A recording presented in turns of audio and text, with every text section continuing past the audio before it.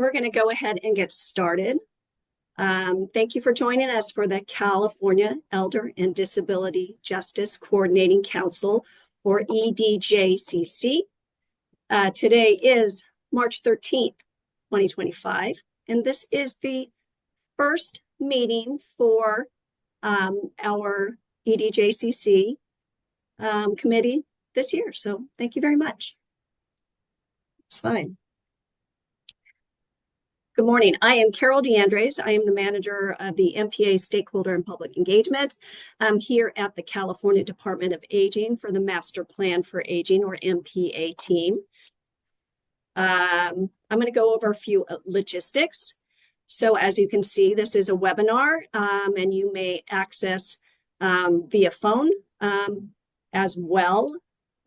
We have closed captioning that should be at the bottom of your Zoom webinar tools. And if you don't see it, check those three dots more, and it's sometimes hiding under there.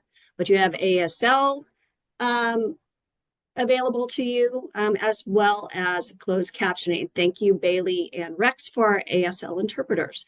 Following the meeting, we will post all of our meeting materials and the recording to the EDJCC, California Health and Human Services, CalHHS, Master Plan for Aging webpage. And council members and guests, if you've yet to do it, please update your name display to your name. Right now, it just says EDJCC panelists and guests. We'd like to know who's joined us on the panelist side. Thank you so much. Next slide, please. So virtual meeting operations, the chat function is enabled for council members, Department of Aging, staff, and other state staff and guests to share out meeting-related resources and information, and the public is able to view the content in the chat. The chat and the question and answer functions are not enabled for comments and questions from public attendees. However, we do invite you to provide comments via the public comment period on our agenda towards the end of the meeting. And as always, you may send your written comments to our Engage email box at engage, E-N-G-A-G-E, at aging.ca.gov. Next slide. So for our public comment period, just logistics over this, attendees joining by phone can press *9, and that will indicate to us that you would like to leave a comment. We'll unmute your line, and those appearing via Zoom, you can hit the raised hand icon on your Zoom functions, and that will also indicate, and we will unmute your line. Do note, where public comments will have 2 minutes so that we can ensure to get to everyone. And as always, as I said before, if you'd like to leave written comments, you may do so to our Engage email box at engage, E-N-G-A-G-E, .ca.gov. Next slide. So I want to turn it over to our Elder Justice Specialist, Ranjana, to go over the purpose and of the EDJCC. So, thank you. Thank you, Carol. And thank you to our team who's supporting. Can you speak a little louder? Absolutely. Can you hear me? There you go. Thank you. Perfect. Thank you, Carol. And thank you to our team who's supporting the logistics in the background. And I'd also like to acknowledge our ASL interpreters today. My name is Ranjana Maharaj, and I have the privilege of serving as the Elder Justice Specialist for the California Department of Aging. And I want to thank everyone who's able to join today. Before we delve into our agenda items, I'd like to take a moment to revisit the council purpose and to go over the equity guiding principles. So our council purpose for EDJCC is the goal of the EDJCC is to increase coordination, develop recommendations to prevent and address the abuse, neglect, exploitation, and fraud perpetrated against older adults and adults with disabilities. Next slide, please. We recognize that past, current interventions and services to prevent mistreatment have had negative consequences for some victims, families, and communities as a result of systemic discrimination and biases.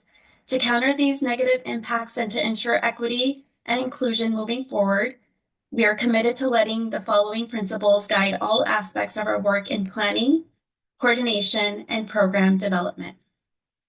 Next slide, please. 1, we recognize that all adults deserve to live free from abuse, neglect, and exploitation. 2, we acknowledge the existence of systemic racism, discrimination, and negative impacts. And in order to combat its impacts, we must center equity at all stages of our council's work.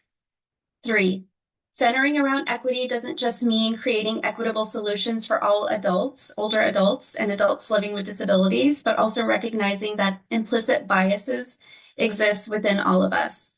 We are committed as a group to acknowledge and explore biases while doing the work of this council. Next slide, please. 4, we acknowledge that while older adults and adults living with disabilities have many overlapping interests, they are distinct communities, and any policies that are observed or recommended by this council should examine impacts to each community. 5, we recognize the importance of hearing directly from older adults and adults living with disabilities. Their lived experiences should always be centered as we move forward with the work of this council. And just some closing remarks on this part. Our council serves as a platform for collaboration, innovation, and collective action. And we're here to amplify the voices of older adults and adults living with disabilities, addressing systemic challenges and safeguarding their rights. So with this purpose in mind, let us proceed with the next slide. And that is up. And on the next 3 slides, we've highlighted our esteemed EDJCC stakeholder members. And these individuals play a pivotal role in furthering our mission and advancing our initiatives. And while we won't dive into the list in detail at this moment, but we'd like to recognize them and appreciate their valuable contributions.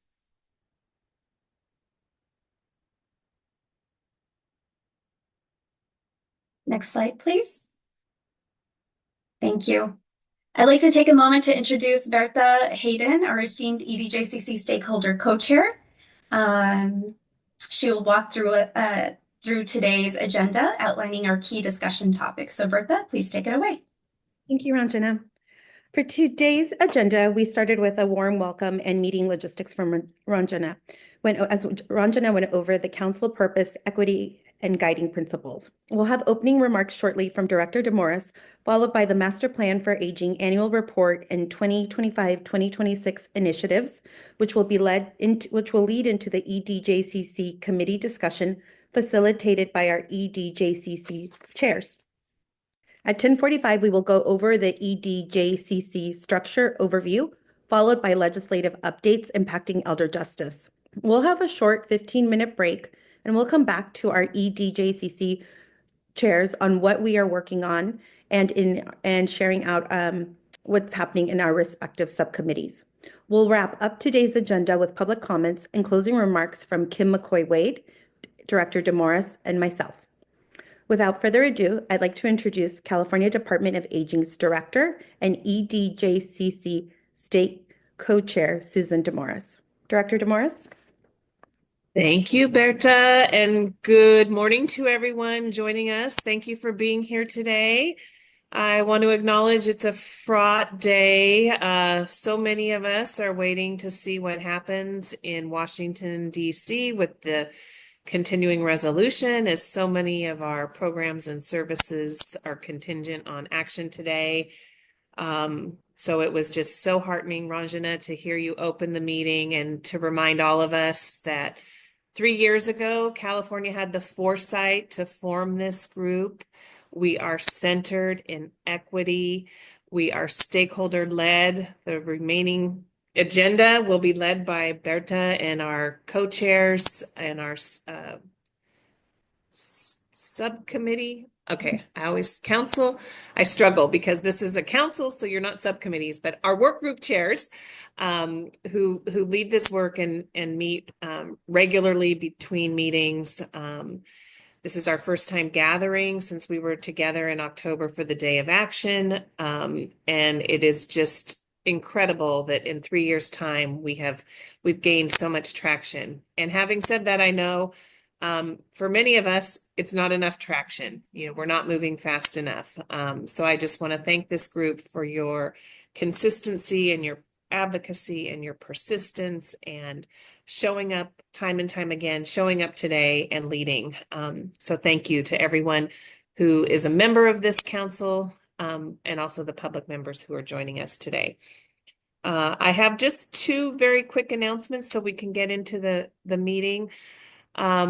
We've been doing quite a bit of work in Los Angeles in response to the wildfires, and not surprising, relevant to this council that we're seeing that older adults, people with disabilities, caregivers are being scammed.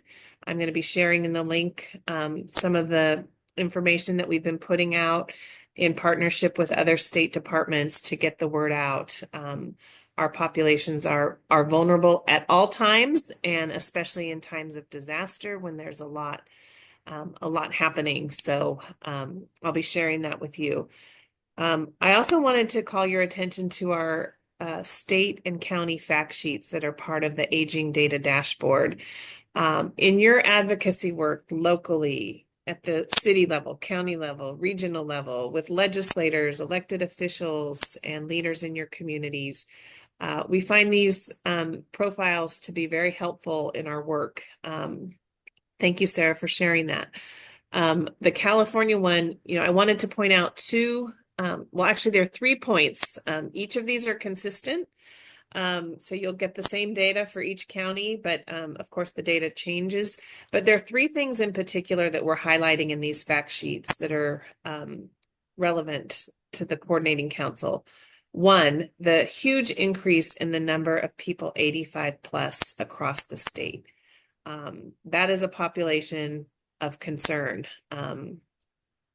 Second, we show the increasing rates and prevalence of Alzheimer's disease and dementia in communities. We know too that can lead to people being abused, neglected, exploited, and then also the rise in people who are living alone. So these may, somebody may be 85 plus, they may have Alzheimer's and dementia, they may live alone, they may be all 3, but these in our work together,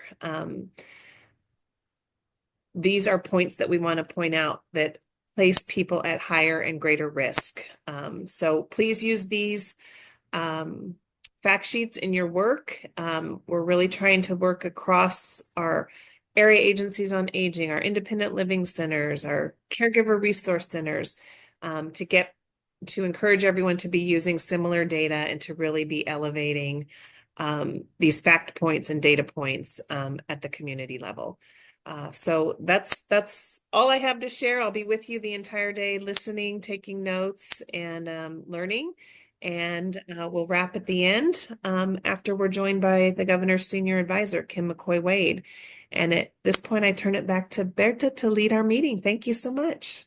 Thank you, Director DeMorris, and thank you for the incredible presence of your team being in Los Angeles. Having the direction and the presence from the CDA on the ground has been invaluable. The guide that was put out by CDA with California Emergency Office has also been an incredible resource and available in so many languages if you have not seen it.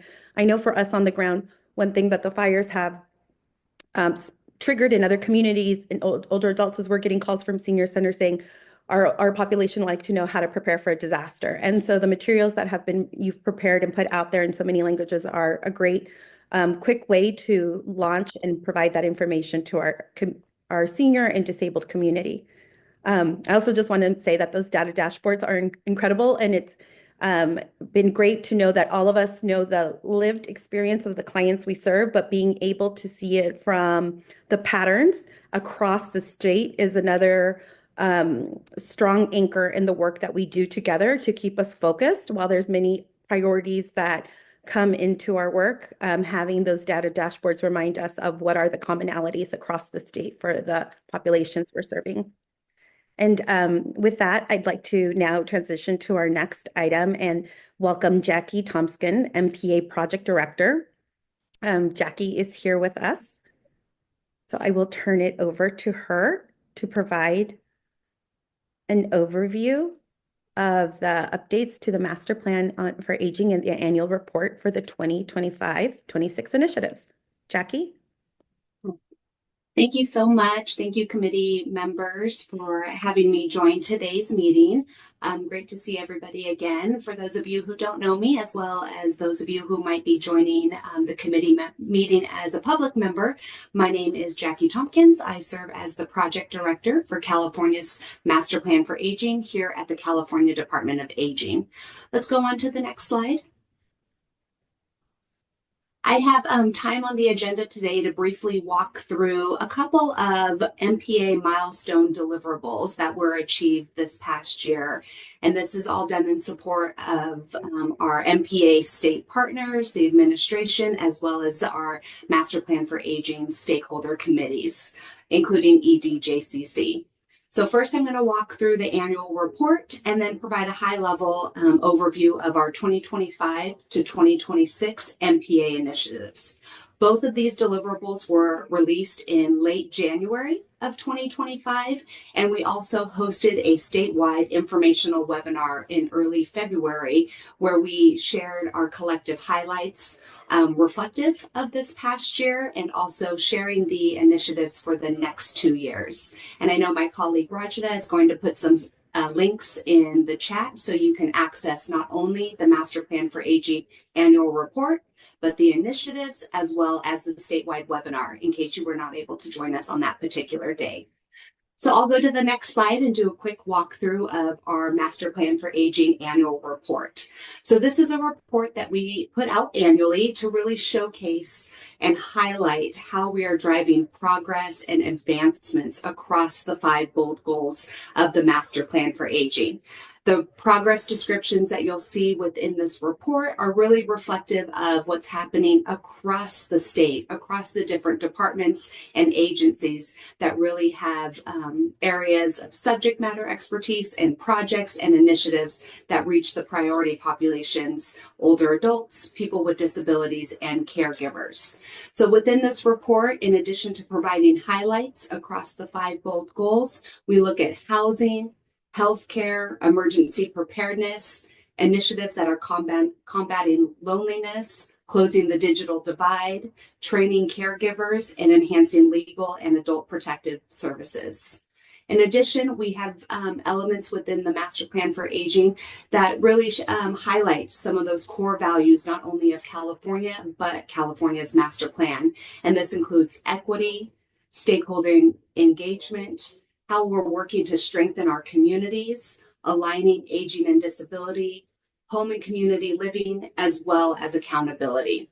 So for those of you on the committee or joining us again as a public member, if you have not had a chance, I highly encourage you to take a look at this report. It's incredibly comprehensive and it just highlights the impact of California's Master Plan for Aging across those 5 bold goals of housing, healthcare, home and community living, affording aging, as well as caregiving. So please take a look at that. Let's go on to the next slide. As we begin to speak about the new initiatives, I do want to first acknowledge that the work of the Master Plan for Aging and building a California for all ages and abilities really depends on the voices of older adults, people with disabilities, caregivers, providers, as well as subject matter experts from across the state. And this is really inclusive of the over 100 stakeholders who volunteer their time and expertise serving on a Master Plan for Aging advisory committee like EDJCC. So to help the state develop our new Master Plan for Aging initiatives, this past year, EDJCC, like our other MPA stakeholder committees, work together to identify 3 recommendations to give to the state to support older adults, people with disabilities, and caregivers. We won't want to acknowledge, and we are very appreciative of the bold recommendations that this committee put forth and presented at the Day of Action this past fall, and that these were also shared with our state partners across the administration. Stakeholder input, feedback remains a critical piece to the Master Plan for Aging's current success, past success, as well as our future success. So I wanted to share on this slide in helping us develop the Master Plan for Aging initiatives for the next 2 years. We operated under several guiding principles, and I'll just take a moment to read on the slide those guiding principles. We wanted to deliver and communicate outcomes that advance the Master Plan for Aging. We focused on protecting federal support for older adults, people with disabilities, and caregivers, to elevate underserved and underrepresented populations and communities. We wanted to continue to leverage public and private partnerships, utilize data to inform policies, programs, and services, and also drive innovation for systems change. So for the next 2 years, California will be advancing 81 initiatives that are really designed to build upon past progress and drive results. The initiatives within this collective set is not, comprehensive of everything that's being done in California, nor is it limiting us to things that might become available as new information and resources happen.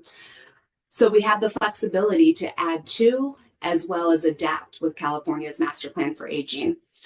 In many cases, prior initiatives are woven into regular state operations and might not be exactly elevated in the Master Plan for Aging initiatives, but are just integrated and embedded into state operations. So we're making progress on specific initiatives. So let me go to the next slide. So the MPA does remain committed to preventing, ending, and addressing isolation, discrimination, abuse, neglect, and exploitation. EDJCC, since its inception, has made significant advancements in these issue areas, including coordinating key resources on future planning, building extended partnerships with district attorney offices, adult protective services, and academic partners, and as we heard early on in this meeting, also developing equity guiding principles. This committee plays a pivotal role in elevating awareness of these issues. And while the committee might not see all of their priorities outlined in the next 2 years, we encourage you to continue your advocacy efforts to create that bold systems change that are needed to address and advance elder and disability justice. In reviewing the 2025 to 2026 initiatives, there are a number of opportunities within the 5 bold goals that can benefit from the expertise that this committee has. And I've identified a few areas when I review the initiatives where I see opportunities for EDJCC to have a role. And this includes areas of housing, protections, and support. We've talked briefly about emergency preparedness, response, and recovery, helping people with navigation and access to those home and community-based services. We have legal services, adult protective services outlined in the initiatives, as well as supported decision-making. And there's opportunities and roles for this committee in supporting family caregiving.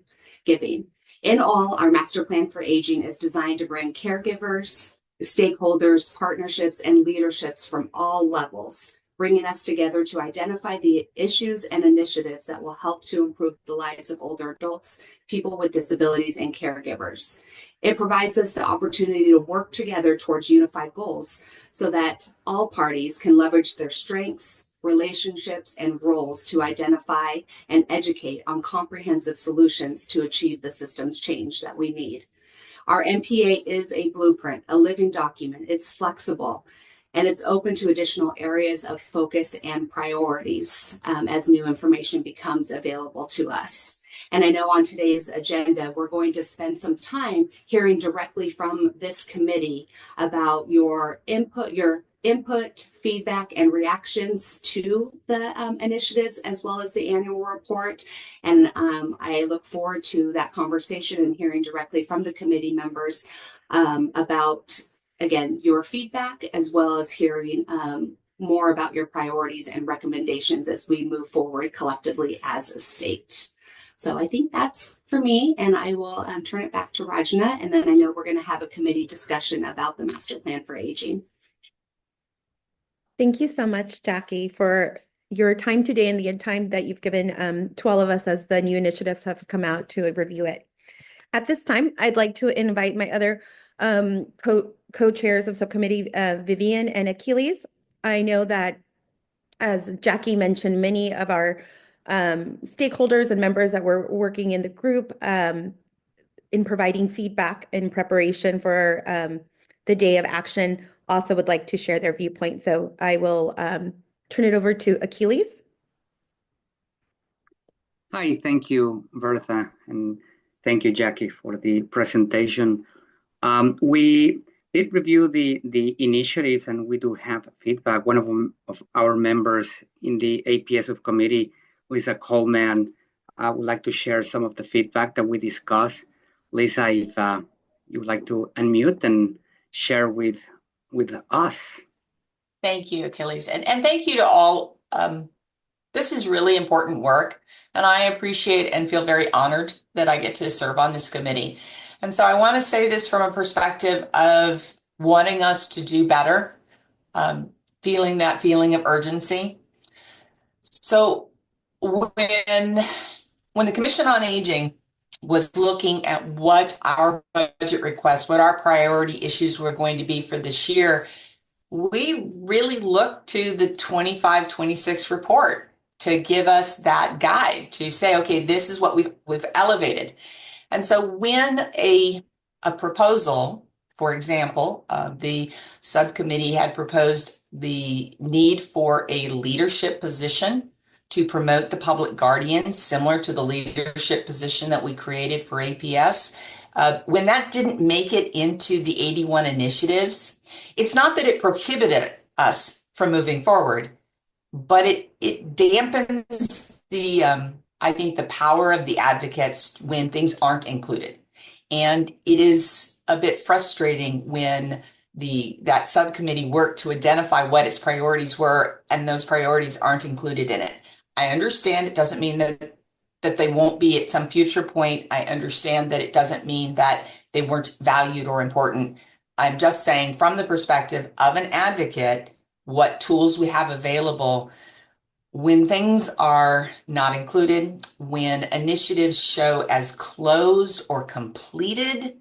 I think it gives maybe a false sense that we have resolved an issue that, in my opinion, I don't think we've resolved it. So I just want to highlight that just to bring that back to the table.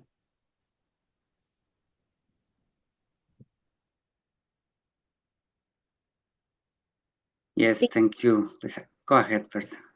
Thank you, Lisa. And I know from the conservatorship subcommittee, Lisa Nuremberg wanted to share her thoughts. So I would invite Lisa.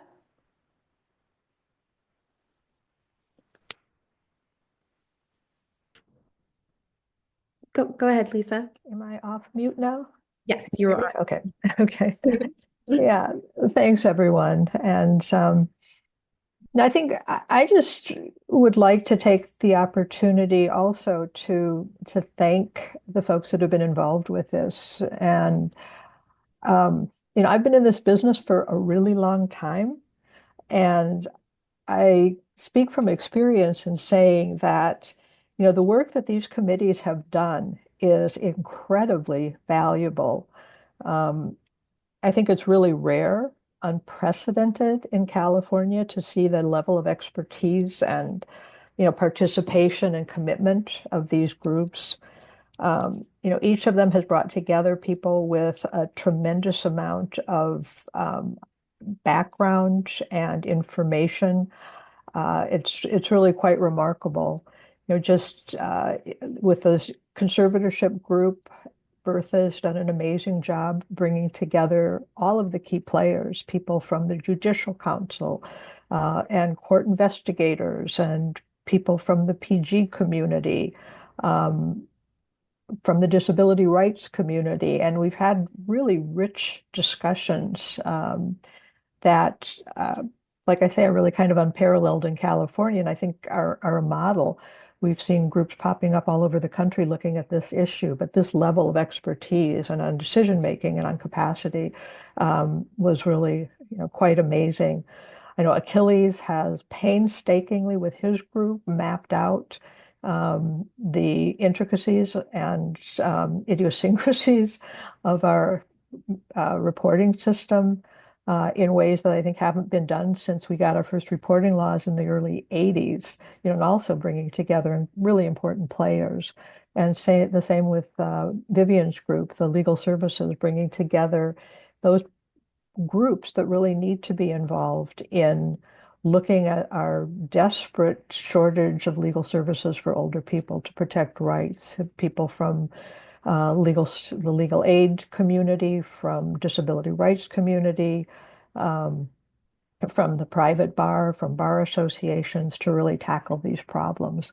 And so it really has been an impressive body of work, which I think makes it disappointing that we didn't really see that level of that this body of work and expertise being reflected in the new priorities or even in the status report for the master plan for aging. And I think it's disappointing. It's kind of demoralizing to those of us that have come to these meetings for over 2 years now. And I would really, as I share with Lisa that feeling of pride of being appointed to this committee of the broader EDJCC, and I would hope that we could participate in helping. I think we'd like to see some more transparency in how decisions are being made, and perhaps being involved in that decision making. But I think we really, at this point, before we kind of phase out the priorities that we've been working on, that we really focus some attention and bring in the expertise of our advocates on this council to help us, package some of these ideas, to talk about how we can elevate them, how we can bring them to the attention of, funders and legislators, whether that be through hearings or pilot projects, or talking about where we can have an impact. And I think all of us also have insights in how our work relates to the work of the other committees within the master plan for aging. I think that there's a real need by policymakers in the state to get this kind of expertise. And so I think that we have a lot of brain power in our group, and I know I've learned a lot from Lisa and Jason and our partners with CWDA and Justice in Aging in getting issues and ideas over the finish line. And I think we've all said all along that we don't want our work to just be a part of a report that sits on somebody's shelves. I don't think we, at this point, even have a report that's sitting on people's shelves. I think we really need to package and disseminate and elevate the work of these great groups. And also, the work of the CDA staff have been so welcoming and helpful. I think we're all in awe of Regina's survey of public guardians, that she got such amazing participation. So I think when we all put our minds together and try to move this forward, there are tremendous opportunities that I think we could be taking better advantage of. Thank you, Lisa. And Berta, if I could add one more thing, following up both Lisa and Lisa. I think when we have a connection, when callers, call with their public comment, or we receive direct messages about gaps that they have identified, for example, with reporting and the challenges with reporting, and getting those that need to respond first to coordinate, and we identify the gaps and we discuss them with the expertise that we bring, and we propose something. I think it would be helpful to see that continuum from the public comment, the work groups, and then the result that would be helpful to be part of the priorities and to give them their due attention. Thank you. Thank you, Achilles. I'm going to turn it over to Vivian now.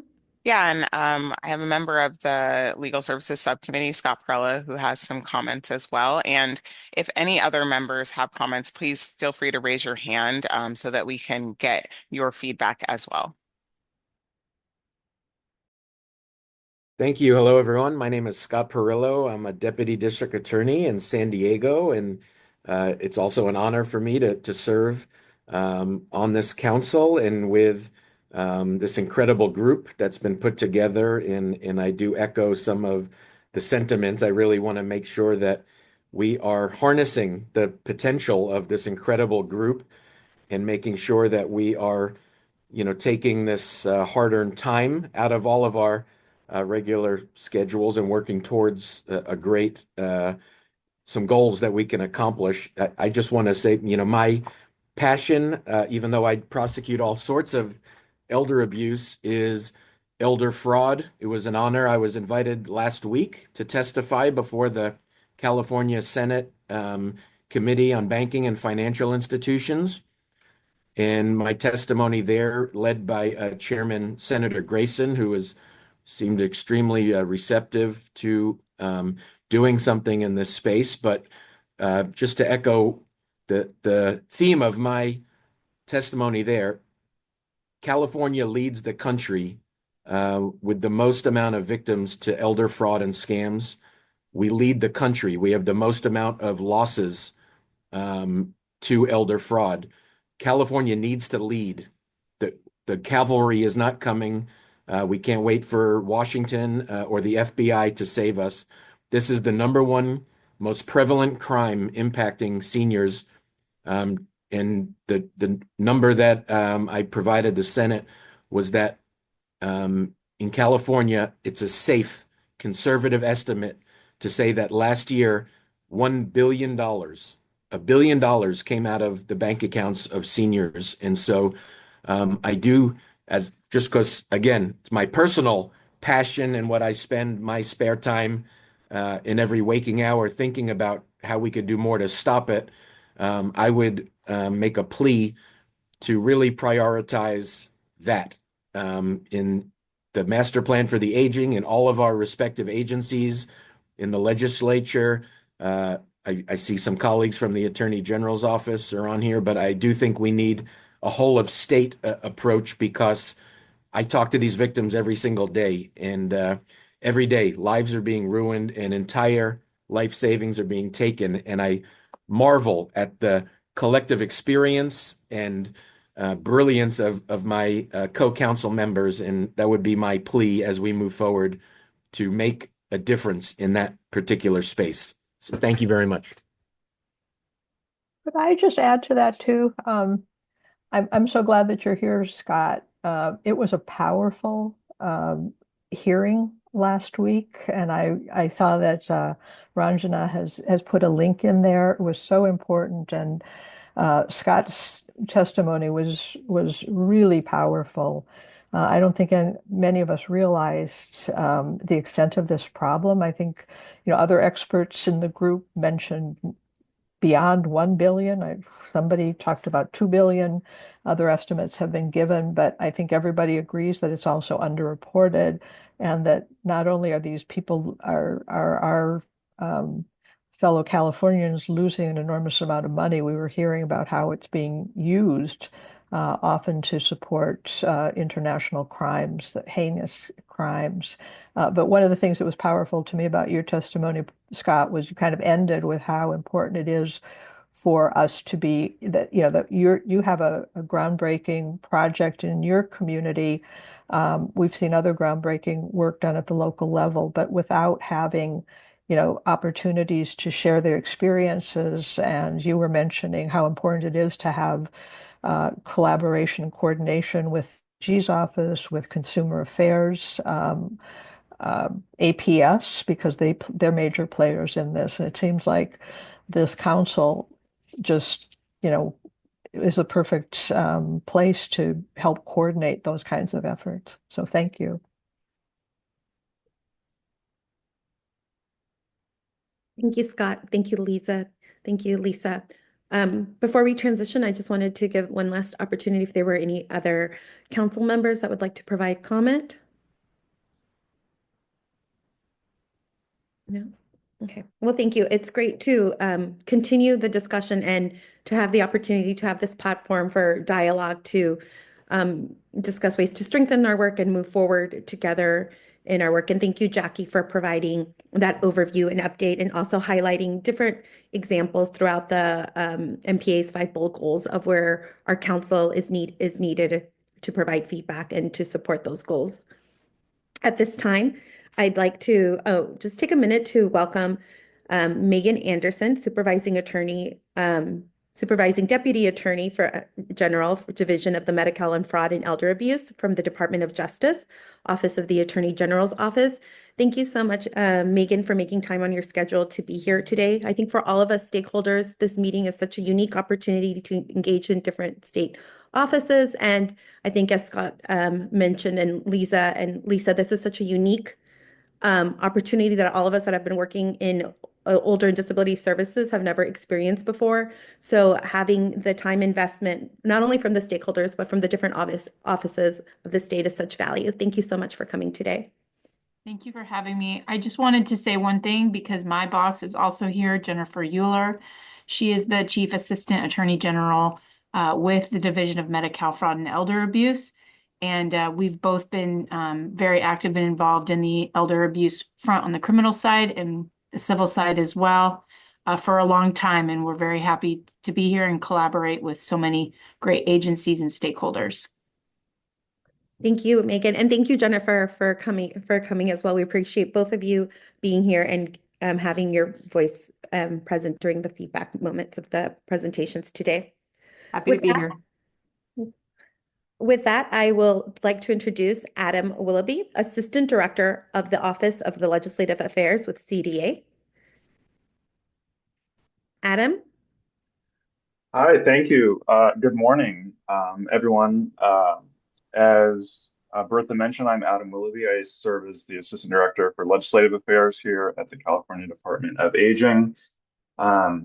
First of all, just my appreciation and recognition for the very important work that the Council does in advancing the master plan, particularly with respect to abuse, neglect, and exploitation. So I've been asked to speak a little bit about some updates that were made to the bylaws that sort of define the roles, responsibilities, and duties of the Council. I'm going to put a link here in the chat. I'm going to reference this document, but this document lives on the Council's website. And specifically, I'm going to be speaking to, it's the very last section. And so there's 4 bullets in this section. The section is titled Legislative Agenda Items and Coordinating Council Guidelines. And so there was some discussion last fall sort of around the role, the abilities of the Council when it comes to legislation, budget items, regulatory items. And from those discussions came some updates to this document. And so specifically what those updates were, so essentially any action related to legislation, budget, or regulatory items should be informational only, as opposed to action items on an agenda to take a position on those items. And the reasoning around that is not in any way meant to sort of curtail or inhibit the decision-making authorities of this Council. It simply has to do with the composition of this Council. So, I don't think it's any surprise to all of us who sits on this Council. It is a majority departments that are under the control of the governor, right? And so we as individual departments do not have the capacity, authority to adopt our own positions on legislation, regulations, budget items, independent of direction from the government. Um, I hope we could all appreciate sort of the complexities in a world in which, each individual department was permitted to take stances on these oftentimes very controversial issues, and sort of the challenges and chaos that could result from that, right? So we are very much in line and take direction from the governor's office. And so the point is that, if a member comes to the council and is carrying a bill, they present to the council and say, hey, I'd really love for the council to, support this legislation. Can I count on your support? Uh, can we, notify you, or can we, in our documentation, say that you're in support of this bill, this reg, this budget item? That's just not something that we felt was equitable, again, just given the composition of the council. So I hope that makes sense. I hope there's not a sentiment out there that this is sort of a punitive decision to, again, curtail the decision-making abilities of the council. It's really just because of the composition of the council. And so, yeah, happy to, yes, Vivian, I see your hand. Yeah, so I was wondering specifically about bills. And previously, we've never submitted a letter in support of a bill as the council, but we have submitted, like, sent out information, or someone maybe reached out to the council and said, I have a bill. I, think this would impact elder justice. I think you guys would be interested. And a letter went out with the names of individual people who happen to be on the council but are not representing, like, it's not representing the council. Is that still okay to be able to use the council in that way if someone is reaching out to say there's a bill or something that we want you guys to know about, you individually, or you can bring it back to your individual organizations and potentially sign a letter, but it's not saying the council supports that specific thing? Yes, thank you very much for raising that nuance. So two things. Thing one, I would very much encourage the council to use this table, this forum, as a sounding board.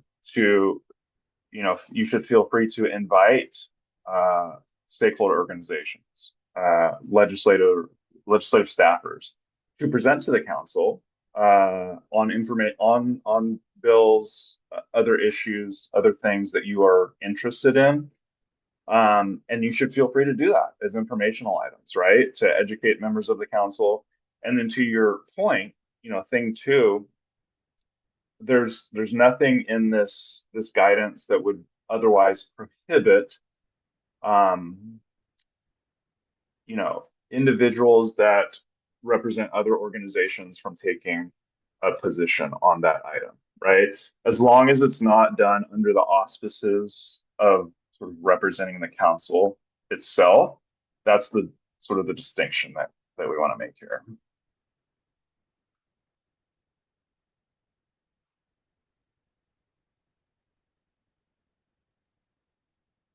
Thank you, Adam. Are there any other comments or questions from members? I'm sorry, Ranjan, I'm having a little hard time hearing you. Can you hear me now? Yes, it's a little muddled, but a little better. I'm so sorry. I'm not sure what's wrong with my, maybe I'm having tech issues. I apologize. So there is a comment in the chat. I don't know who it's from, and it says there are some of us on the council. I'm sorry, Rajana, we can't hear you very well. I think I can read out the comment. So thank you for pointing it out. There's a comment by someone. Sorry, it's Carol. Sorry, Carla. Carla, and if you would like to come off mute to make your comment. Yeah, sorry. I was like driving and didn't have a chance to change my name. So I'm a geriatrician and palliative medicine physician. And so I just was reflecting on the comments about it being tricky with the council in terms of many people working already for the state government. I was just saying there are some of us on the council that are not actually direct employees of the government. And so just want to make sure that our voices continue to be heard and that there's no conflict there also. Yeah, Carla, thank you. Thank you for that comment and fully recognize that the composition of the council is not purely 100%, departments under the control of the governor's office. But then there's a fairness issue, right? I think there's two or three or maybe four entities that sort of don't fit that classification. And so is it equitable? Is it fair for those voices to sort of obligate the voice of the council,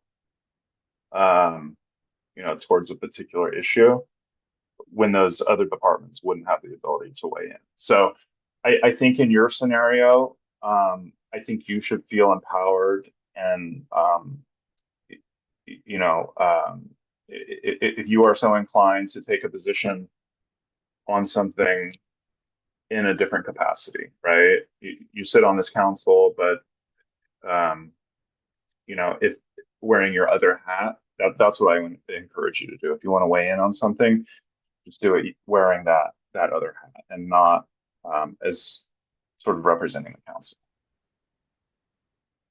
Thank you, Adam, for clarification, and Carla for your participation. So just to recap, Adam, what you're saying is that when we are out in the community wearing our respective hats from our agencies, like we can reference that we're council members and providing information, but make sure that we're not doing anything signing off in terms of the capacity of the full council. That's right. Specifically as relates to a piece of legislation, a budget item, or a regulation.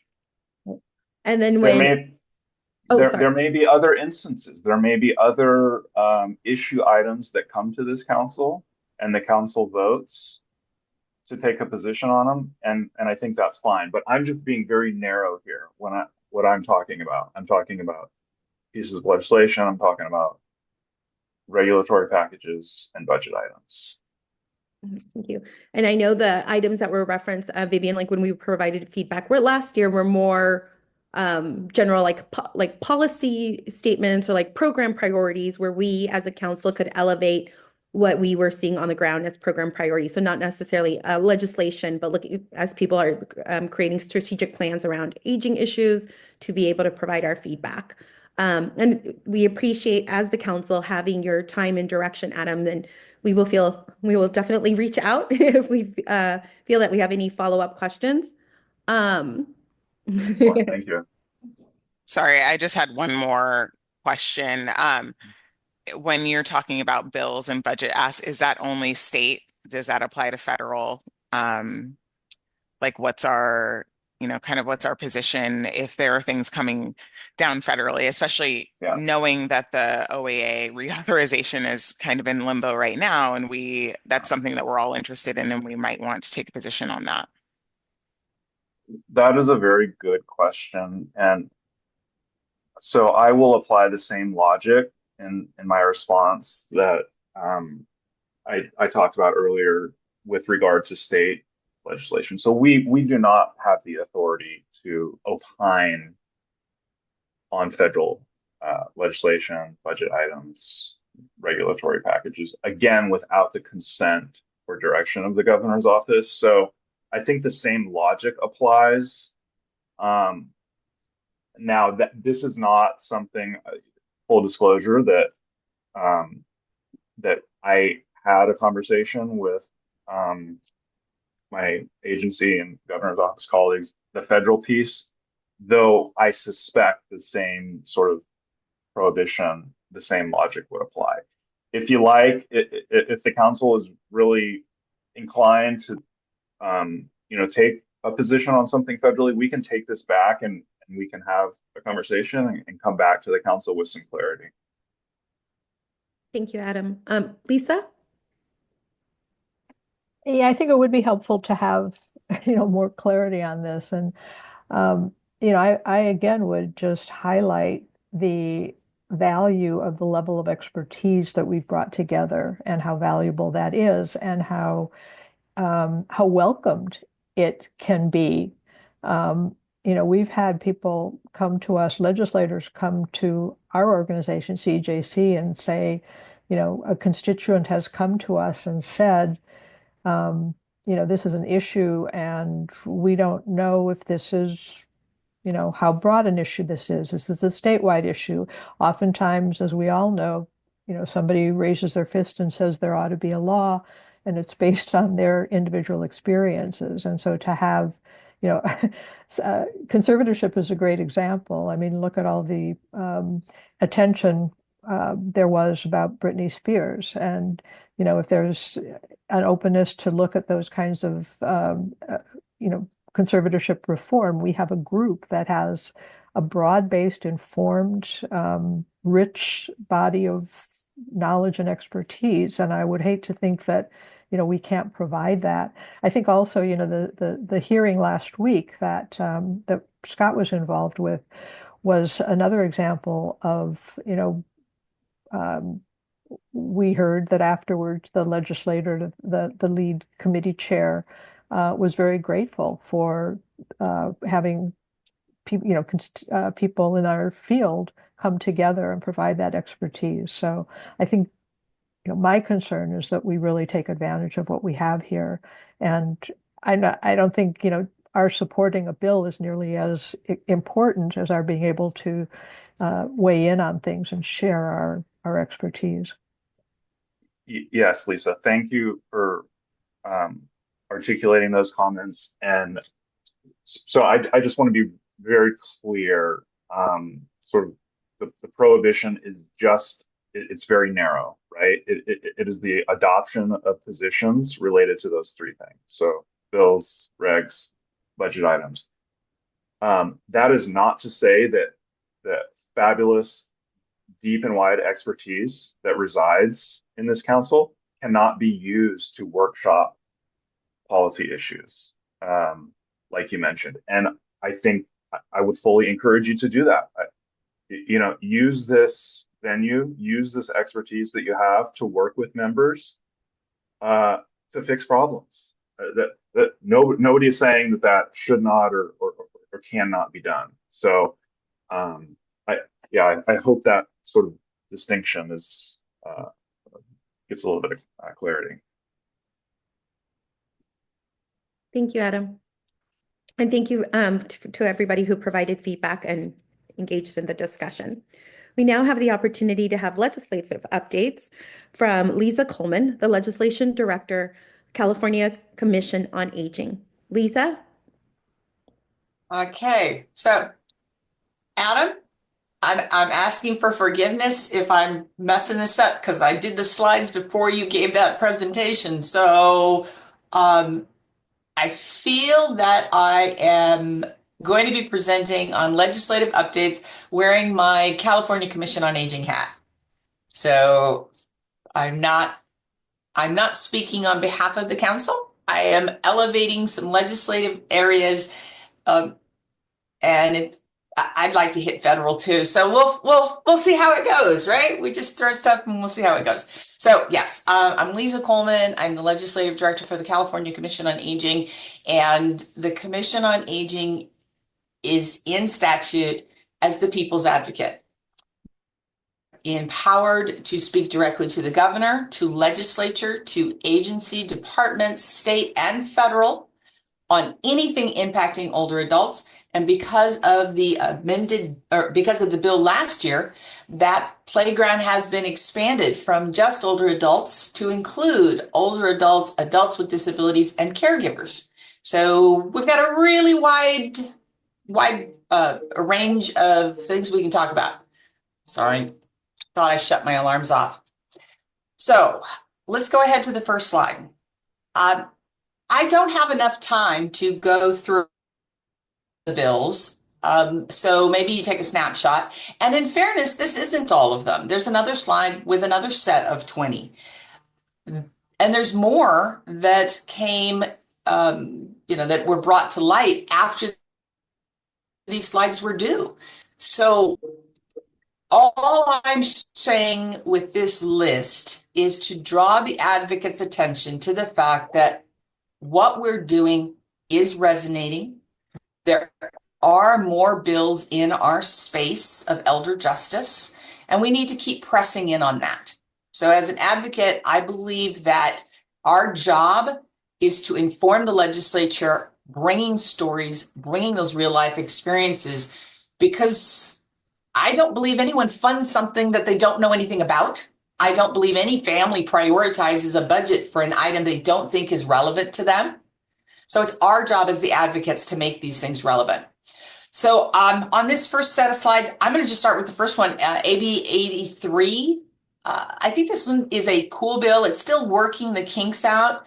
It's essentially saying that financial institutions, banks, they have to create a plan to address preventing elder abuse scams, preventing elder abuse. I think it's the first step, because you can't make a plan if you don't recognize that there's a problem.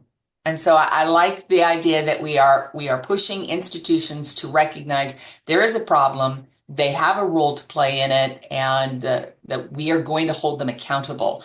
This isn't a may, or this is a must or a shall. Let's see, the next page has a couple more bills about elder abuse, specifically in the financial realm. And I wanted to focus on those because we just had a hearing last week about financial abuse, and I think that's probably why it's top of mind. So the next slide, please. There are two of them. Well, one isn't even on my slide. So I'll do 871. I love this one because it is specific to mandated reporters and giving them training so that they understand what is their role, when and how are they responsible for saying something. If you see something, you say something. A bill that didn't make it on my slide, but now is on my radar is AB 909. This one is also about mandated reporters, and mandated reporters specifically to financial institutions and banking.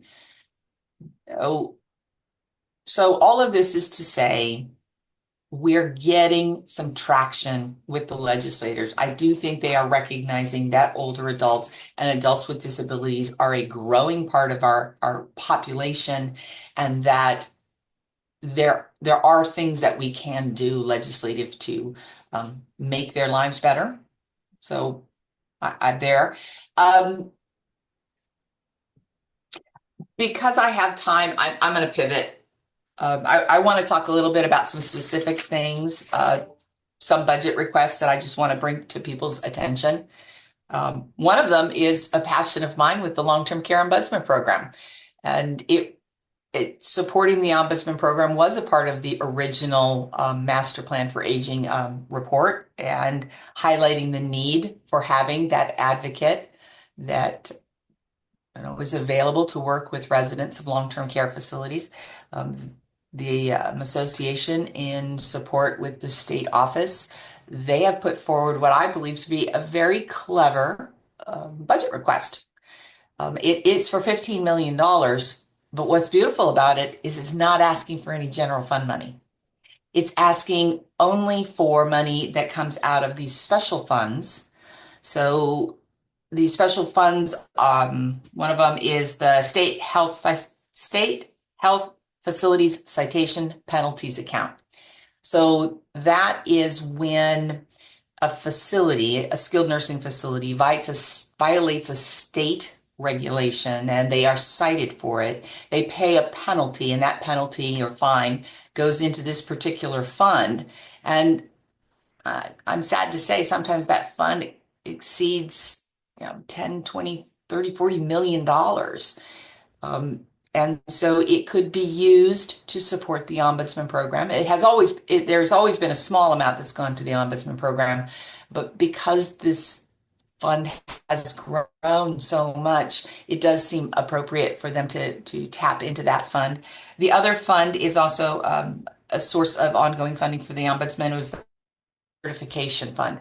Essentially, when you open a skilled nursing facility, there's a fee for every bed. And I think it's appropriate that a portion of that fee should go towards funding the activities of the ombudsman who are in these facilities. So that's a passion project. I've always loved the Ombudsman Program. Another one for me, I'd like to identify, I believe we have 3 gems in the crown of housing for older adults and adults with disabilities and those at risk. It would be CCE, the Community Care Expansion Program, HDAP, the Housing and Disability Advocacy Program, and then our Home Safe program. I cannot pick one versus another. I think they're all equally wonderful. And so I encourage all of us as advocates to consider lending our support. All 3 of these budget requests are identified, not the budget request per se, but these 3 programs are highlighted in the 25-26 initiative, 81 initiatives, as being a part of the solution, a part of how we get prepared for fully implementing the 2030. So I'm going to start with community care expansion. The Commission on Aging is the lead sponsor for this concept.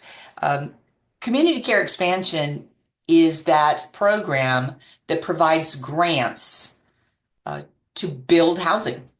It actually helps. You're partnering, they grant with developers, they're using county money and nonprofit money and city money and philanthropy to actually build structures, primarily assisted living facilities, but they can be other long-term care facilities. But these facilities are specific to our lowest, our low economic citizens. So those that are making $21,000 a year or less.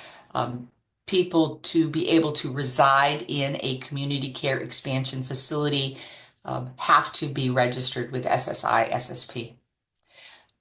Why I think it's important that we fund this is because the infrastructure is already there.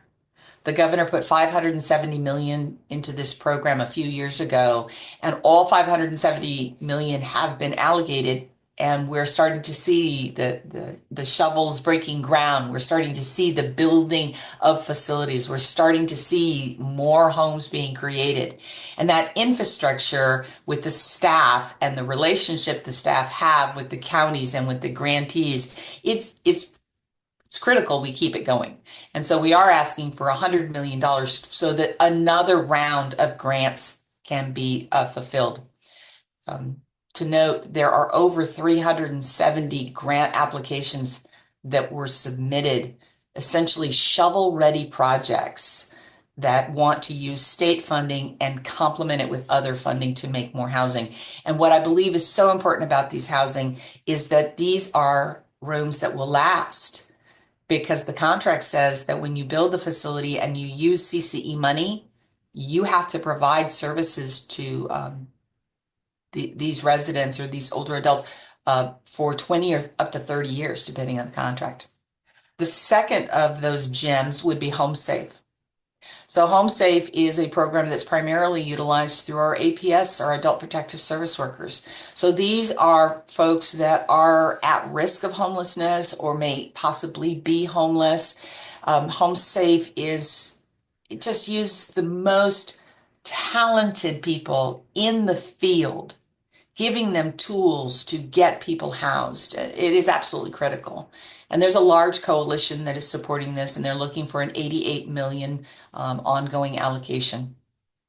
And then the third one is also a Commission on Aging sponsored, is for the HDAP program, and it's for $150 million, a 3-year allocation, so $50 million each year for 3 years. So HDAP, so as I said, CCE builds more rooms, builds more homes, builds more bedrooms. Home Safe is getting people at risk and those that are possibly homeless or at risk of homelessness housed. HDAP, that's for the people that are on the street. These are for our most vulnerable people. And the success of this program is just unprecedented. And it breaks my heart to think that a full allocation wasn't put in the governor's budget. This program has been getting, for the last few years, $100 million. That $100 million has 57 county programs, 17 tribal programs. We have highly trained technicians that go out into the field and work with these individuals to get them benefits as well as housing. And they are so incredibly successful. There's like an 82% success rate. 82% of the applicants are housed at 12 months. They remained housed because we're getting them the supports that they need. That is just unheard of. And if this program doesn't get out additional allocations, they're going to go from that 100 million that supported 57 offices and 17 tribes down to 25 million. And that's just, that'll gut the program. And yes, I understand the governor has a new Department of Homelessness and Housing, and I am excited about that, but that's going to take time to get revved up. And right now we have these technicians that are in the field doing the work. And so it's just, I guess you can tell I'm pretty passionate about keeping people housed. I think we all are. And then, okay, I think I have a couple more minutes. So seeing as I've got a couple more minutes, and Adam said I couldn't, Adam didn't say we couldn't. I want to talk about the federal stuff because I have to say it was not in my wheelhouse really before this year. I mean, I knew that California depended on federal money, but it was listening to Vivian's group with Justice and Aging and Scott's group with the California Budget Policy Committee. They really hit it home. I had no idea that to the extent federal dollars mattered in California. So the governor's budget is like $492 billion. But we get $170 billion from the feds. 34% of our budget comes from the feds. And then of that 170 billion, 112 billion goes to Medi-Cal. And so this concept is really just hard for me to wrap my head around, that might go away or might get severely cut. How do we fill a $112 billion hole?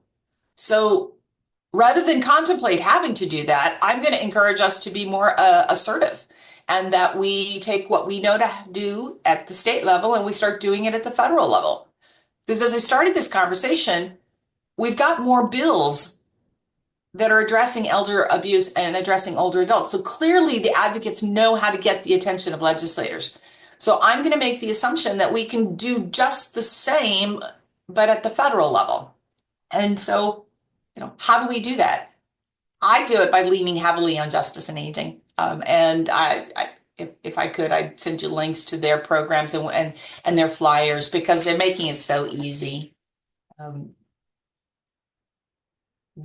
think the most recent efforts the Commission on Aging has been doing in this approach is sending letters to our congressmen about this idea that $112 billion is on the line for our Californians.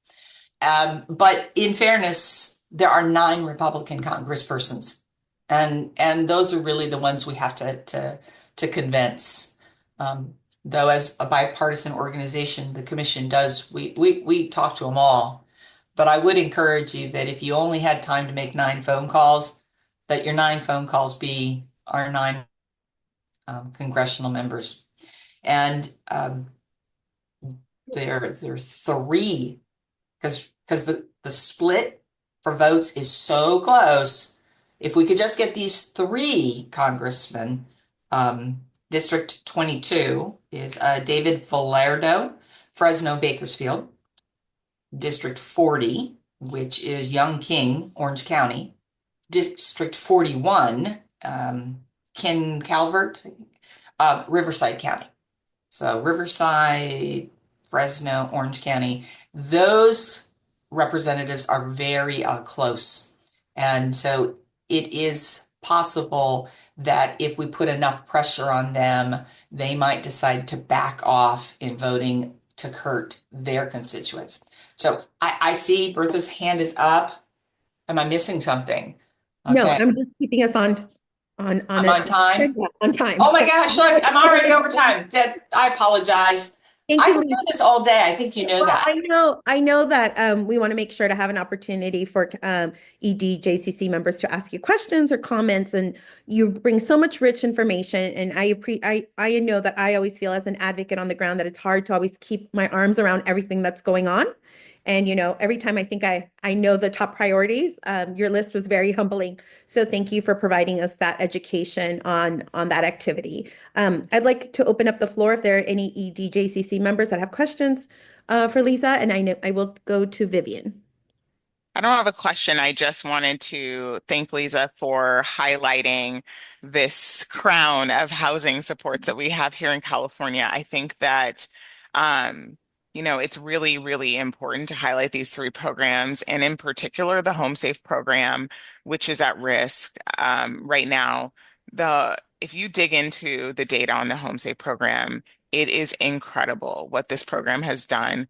And this program being housed within APS makes it unique in the nation. There are not other programs that are so specifically targeted towards APS clients, people living with disabilities, older adults, and the flexibility that they have with the funding is incredible. They are allowed to not only use the funding to get people housed, but also to keep people housed. They can use the funding to make someone's home have accommodations like shower rails and putting, ramps in front of their home so that they can get in their home in their wheelchair.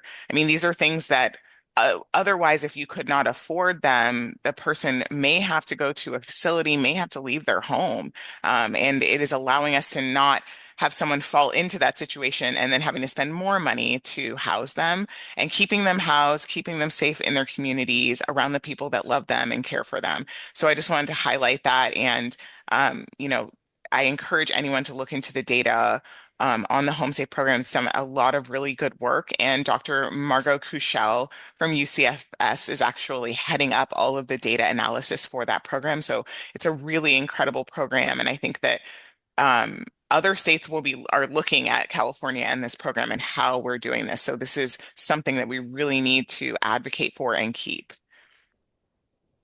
Yeah, absolutely. All of it. Yeah, home safe. Um, one thing I didn't know about CCE was that if a builder wants to build 100 bedroom apartment complex, but they only take money from the community care expansion for 80 beds, then that means that the remaining 20 beds can be open to people that make more than the 21,000. People like my mother that are sliding into poverty, that they make more than what would qualify for SSI, SSP, but they don't make nearly enough to pay for in-home care, and they don't make nearly enough to be in assisted living. So all of them are so important. And then the HTAP people, just the amount of training that they've gone through to be able to work with people on the street in a way that resonates. It's all great. But yes, Vivian, absolutely home safe. We all should be. They're as I said, they're just three gems in a crown. Thank you, Lisa. And Vivian. I think we're all going to be stealing that comment of the three gems of the California housing. Just reminding us that we are also ahead of the visionary and all the great work that has been done by our state and the leadership to address these serious issues and the advocates. Thank you, Lisa, for the presentation. I'd like to now turn it over to Carol. Hello, thank you. It's been a great discussion so far. Do want to say we are transitioning into our break time.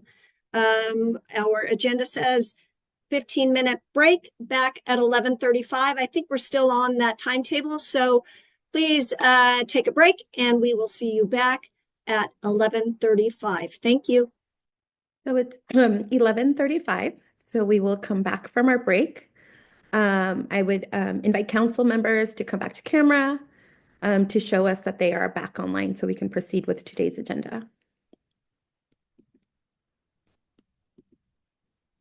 Great. Thank you all for coming back and for such rich engagement for the first portion of our agenda. Next, we will turn to updates from the EDJCC subcommittee chairs. It's my privilege to work alongside Vivian and Achilles, Vivian is the co-chair of the Legal Services Subcommittee, and Achilles is the co-chair of the Adult Protective Services Subcommittee. As we transition to the next slide, I will turn it over to Achilles. Hi, Bertha. Thank you so much. As you know, the Elder and Disability Justice Coordinating Council, we have 3 subcommittees: the conservatorship one led by Bertha, Adult Protective Services led by me, Legal Services led by Vivian. And before we go into our updates by the subcommittees, we would like to talk about how you can engage with us, engagement opportunities. Back to you, Bertha. Thanks. For Vivian, Achilles, and myself, I would speak that it is an honor to be serving as the co-chairs for these subcommittee groups. And as we transition to the next slide, we just wanted to take a moment to remind everyone as to how we can continue and when we can continue to engage and just to bring visibility. Obviously, we're very lucky to have these scheduled meetings throughout the year of the EDJCC full council meetings. And the next one is set for June 18th, 2025. But outside of these full council meetings, we still have other meaningful opportunities to come together for you to share your feedback, for you to also just share priority areas, and we just wanted to illuminate those. That can be done through the Engage listserv by sending a request that information be shared. For example, when the testimony being referenced that Scott Perello gave at that very informational, important session, that was information that was sent through Engage, and so that everyone is aware of priority issues.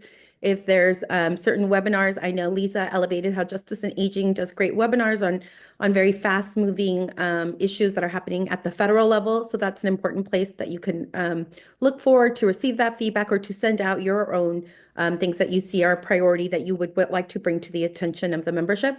It's also a great place to send your feedback to when you would like to suggest something for the agenda for a full council meeting or for a listening session, which leads me to another opportunity that we have. Last year, we hosted a number of EDJCC members planning and listening sessions. These are smaller, more intimate opportunities that we gather to maybe focus on a particular topic.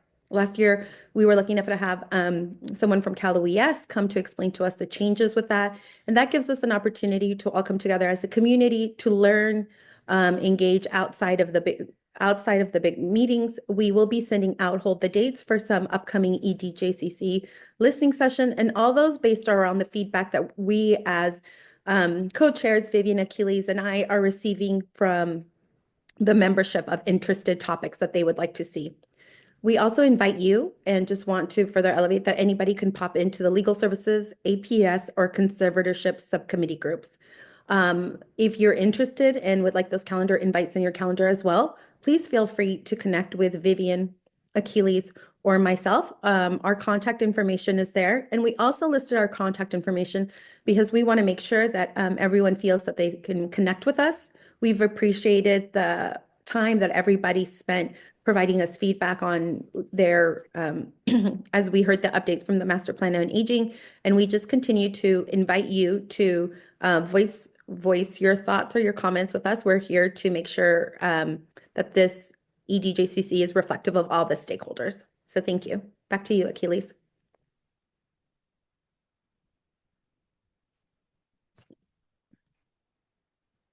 Thank you. I will now pass it on to, I think you are next for that, with your reporter. Yeah. Thank you, Achilles. So I will share what's been happening at the conservatorship subcommittee level. First of all, I just want to again recognize the incredible participation of the subcommittee members, bringing together individuals from Public Guardian, from APS, from the nonprofit sector, and other state agencies that come together for these meetings. So thank you to all the members of the subcommittee for your continued and vigorous discussions and participation, and also to Regina, right, who provides support from CDA. At this conservatorship subcommittee, ever since the last couple of meetings, we've been tracking the new work being done by the work being done in furtherance of Assembly Bill 1194, which is looking to study the protecting the rights of adults under conservatorships of California. And Lisa Nuremberg was kind enough to come to the conservatorship subcommittee and provide an update on the work that's being done by the California Elder Justice Coalition, who's taking on that work. Lisa, I just want to pause for a second to see if you'd like to just update and share out a little bit of what you shared at the subcommittee regarding the work that's being done. Sure. Yeah, so this was a 3-year project that was that is being administered from the Judicial Council of California, and CEJC is has a contract to basically pull the project together. It's a pretty comprehensive look at conservatorship in the state, and it's in 2 parts. We're currently working with our partners at USC. Bonnie Olson and Lori Mars, who many of you know. They're heading up the file review. We'll be reviewing 2,000 files, conservatorship files in the state, working with McGeorge School of Law in Sacramento. They have law students who are helping with the file reviews, and are just starting to work on a series of focus groups, and that part of the project is being done in partnership with Pam Teester at the Virginia Tech, and her colleagues Erica Wood and Naomi Karp, who are all experts in elder abuse and guardianship, which is what we call conservatorship is guardianship in most other states. So hopefully we'll be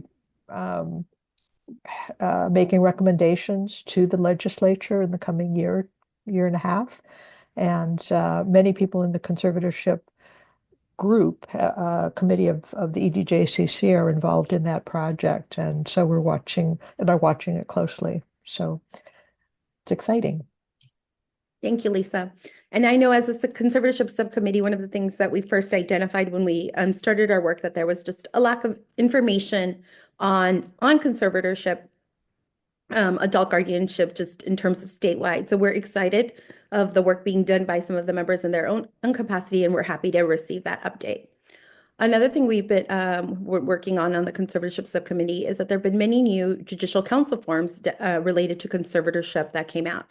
So we were also fortunate enough to have one of Ann Hadries from Judicial Council, as well as other members of the group, provide an update on the new forms that were issued. I'll just highlight for some that the Judicial Council released a new capacity declaration, and released a new confidential care plan on January 20, that all went into effect on January 25th, or January 2025.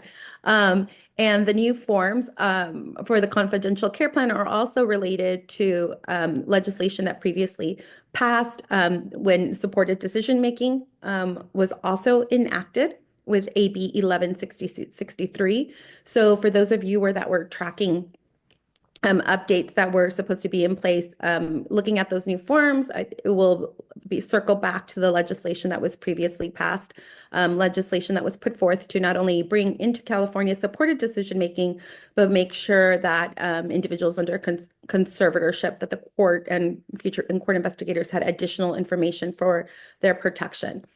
We also have added new visitors and presentations to the conservatorship subcommittee. We were fortunate to have presentations from Disability Rights of California, as well as other partners in the disability community.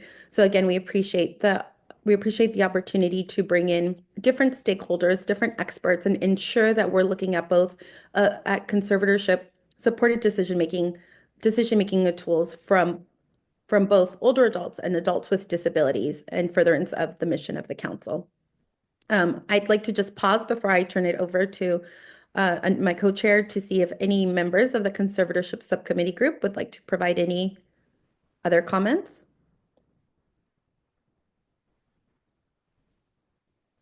Sure. I would just add, one of the important recommendations that we made was to elevate public guardianship, which is something that is so important to protect the rights of people who lack capacity, legal decision-making capacity, and family members. And I think one of the things that's really been important about the committee too is just in the way that we're framing conservatorship, which often gets a bad rap.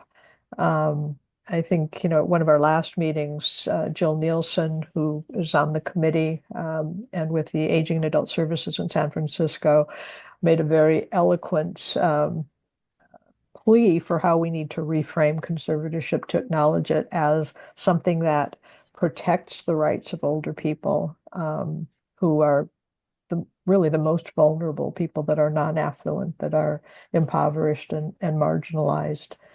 So I think even just the way we're reframing conservatorship in the state has been important, and another issue that I really hope that we can elevate and kind of get that message out.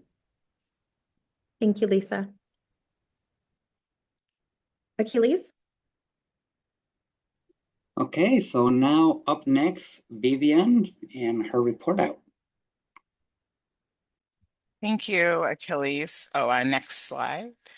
Okay. So yes, as they mentioned, I am the chair of the Legal Services Subcommittee, and we are a small but mighty group of advocates that are really committed to building up and acknowledging the great work that legal services does throughout the state of California for older adults.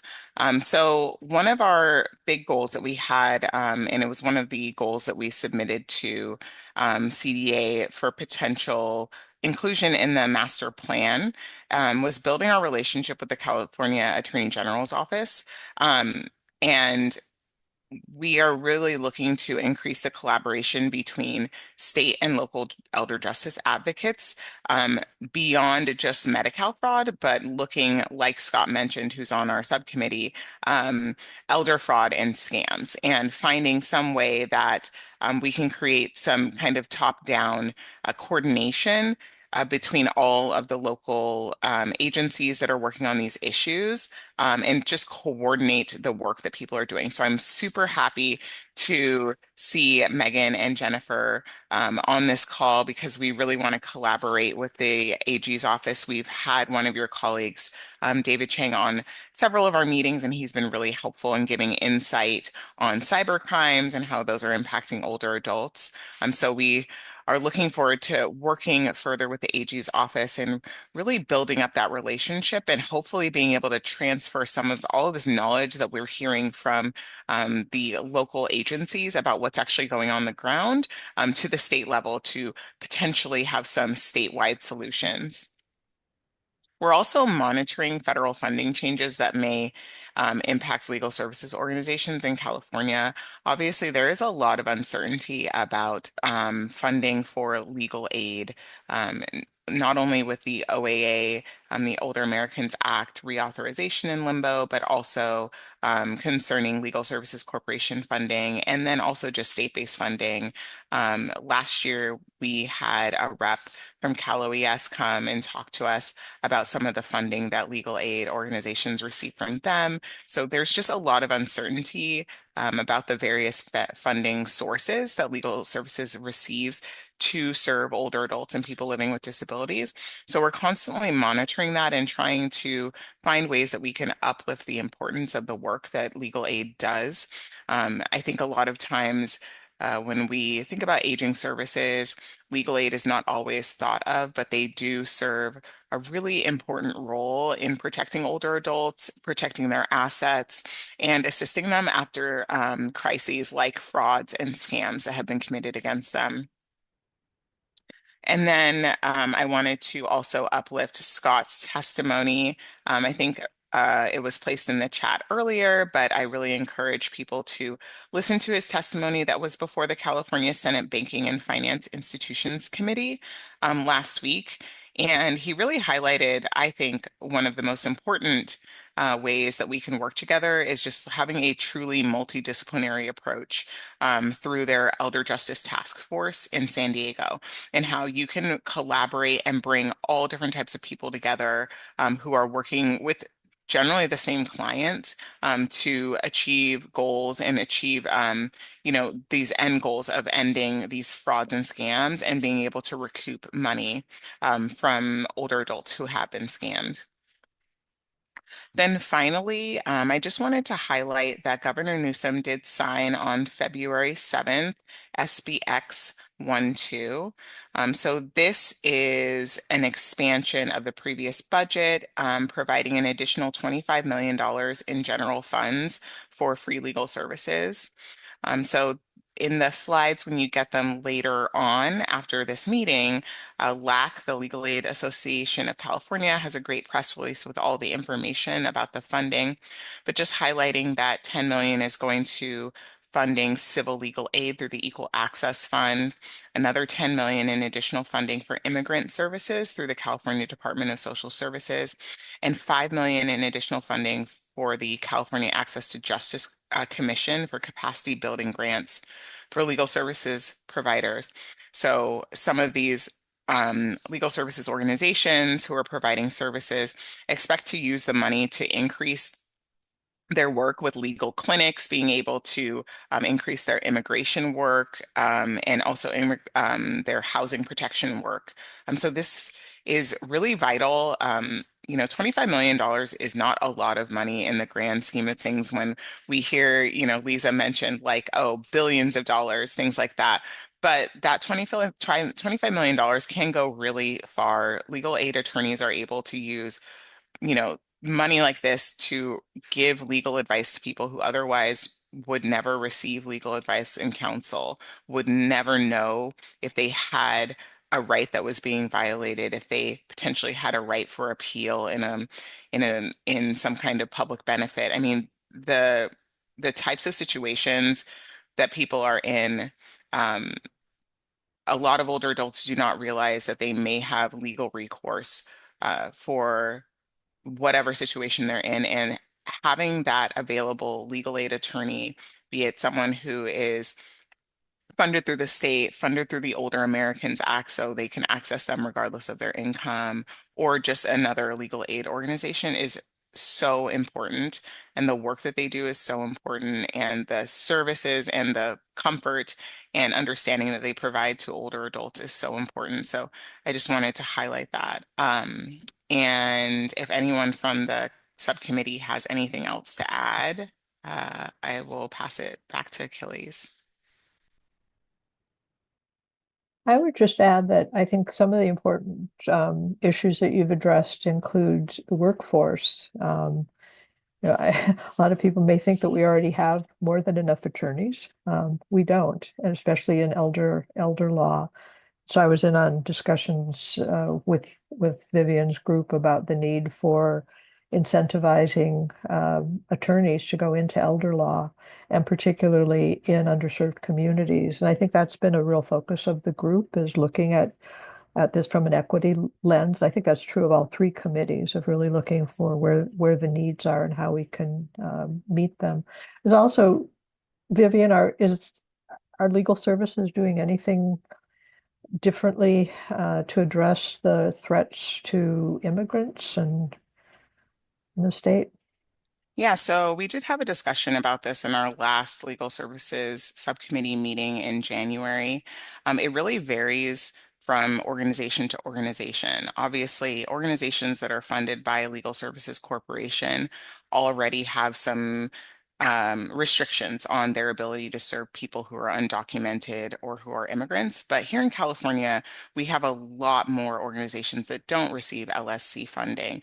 So we did discuss that many of them are sharing information on how to protect their clients' information, how to make sure that their staff is educated about if there are, enforcement officials that are trying to come into the building and access their documents, access information about their clients. What does the law say? What are the protections that they have? So that's kind of an ongoing conversation as things really do change day by day, coming down from the federal side.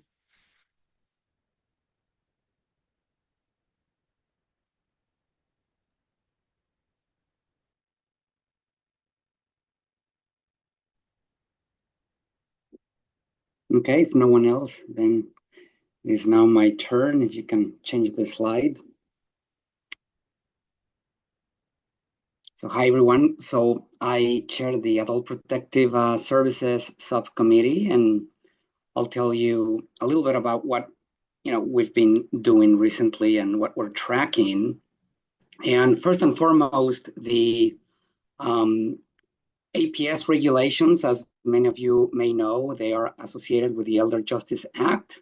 So we are, paying attention to see what happens at the federal level with the Elder Justice Act and its funding, because it will have repercussions on the federal rule and how states decide to implement, like California, its provisions. And we believe it is very important for federal leadership in the field and support. So this is something we are looking at closely.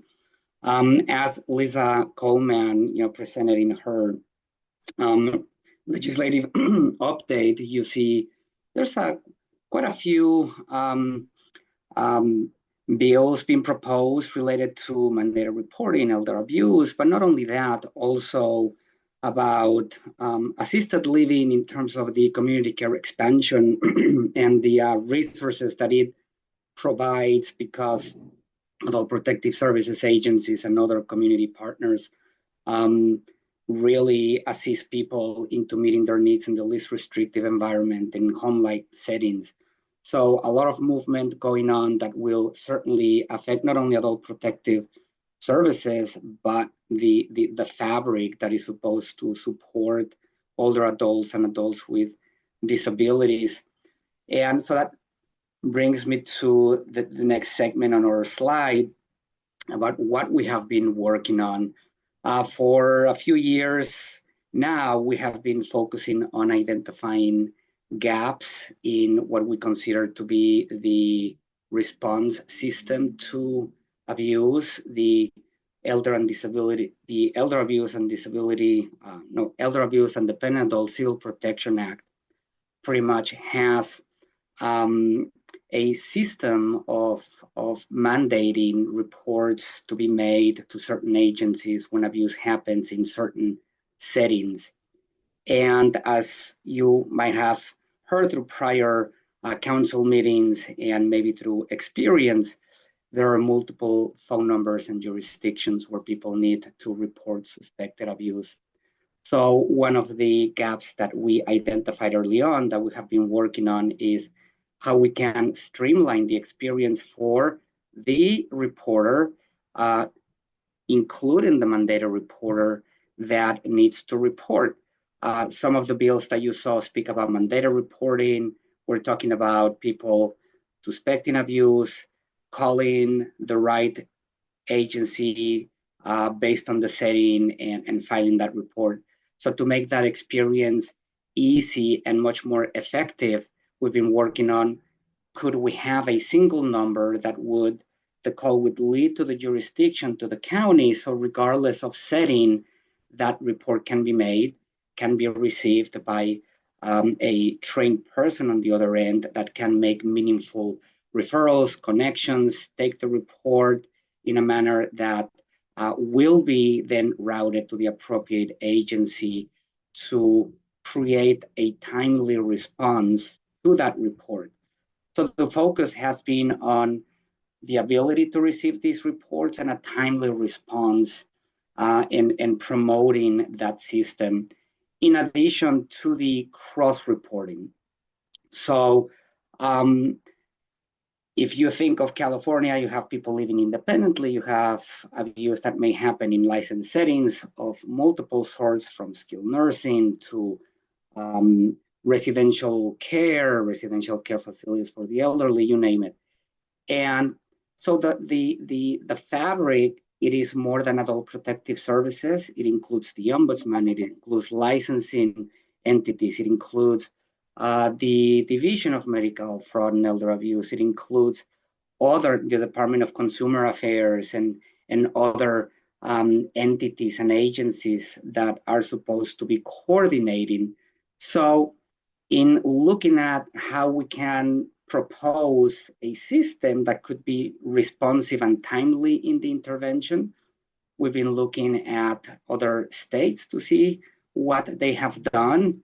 And that's part of our next steps so that we can kind of like bring this project to a completion so we can propose some blueprint for the future that could assist in developing this system that would be responsive.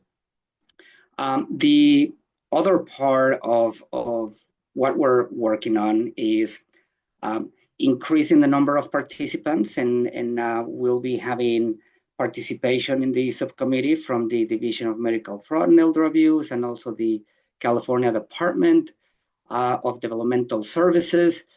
We have representation from local law enforcement, from the ombudsman.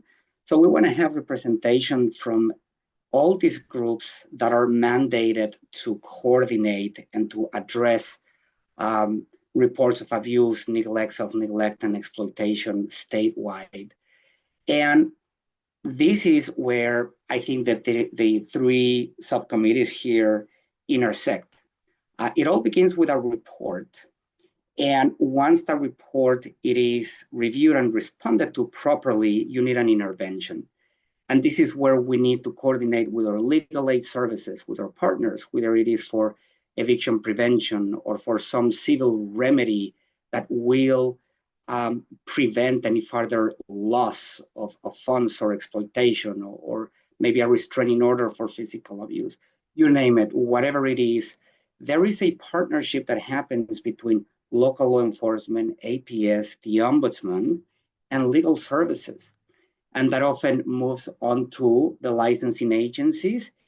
And like Bertha during that section, Lisa Nirenberg pointed out, conservatorship as a protective mechanism when someone is a surrogate decision maker because they're being exploited. So or one of our goals, and some of the subcommittee members have voiced the need to perhaps rename our subcommittee to reflect the larger web of the response system. So one thought is renaming our APS subcommittee to the Abuse Response Subcommittee to reflect that it is not only APS that is mandated to receive and respond, but it's a larger fabric covering all settings in California to better support and intervene older adults and adults with disabilities who are believed to be in harm's way and need a timely and an effective, well-coordinated helping hand. That is it on my end. Bertha, I'll hand it back to you. Oh, any APS subcommittee members who may have some thoughts or anything else that you would like to add before we move on? Sure, I'll say something. People might think I'm kind of a committee junkie, that I've gotten involved in all these committees, but that's really an indication of just how important I think this work is. And this is, an area I mentioned earlier. Our reporting system, was devised in the early 80s and patterned after child abuse reporting. We've had lots of reforms over the years, but it's kind of led to this fragmented, not very well coordinated system. And so the work of this group is just incredibly important, and the work that Achilles has done in pulling together gaps. And, I think we were kind of thrown for a loop when the priority was kind of being phased out, because I think you can hear from Achilles that there's still a lot of work that needs to be done. And I'm glad to hear that, you have a commitment to continuing that work, even if it's not a priority. But this is, I think, a good example of where it would be great if somebody could really kind of flesh out where some of our work aligns with some of the other work within the Master Plan for Aging, because we're talking about a one-stop shop for reporting. We know that the other groups are looking at one-stop shop for long-term services more broadly, and those two things really need to be aligned. And so I think there needs to be some attention to how that would happen. Thank you, Lisa. Would any other members like to provide feedback or comments to the APS presentation? Well, this is our opportunity on the agenda to just in general have a discussion regarding the updates across the three committees. And as we start this discussion, I just want to acknowledge the work of Marty Omoto, who will be stepping away from the EDJCC. But I think every time Marty would unmute, he would always remember that our work must be person-centered, and that the way we structure things and our innovations are moving forward must always be at the mind of, in mind with the lived experience of those that we are trying to support. And I know with with the Day of Action, which I know it seems like it was long ago, but I could still hear the one presenter's voice. I was early in the day talking about how, the problem is simple. Thus, we have the solutions. We're very lucky in our state to have such rich programs, such as Lisa said, the three crown gems of housing.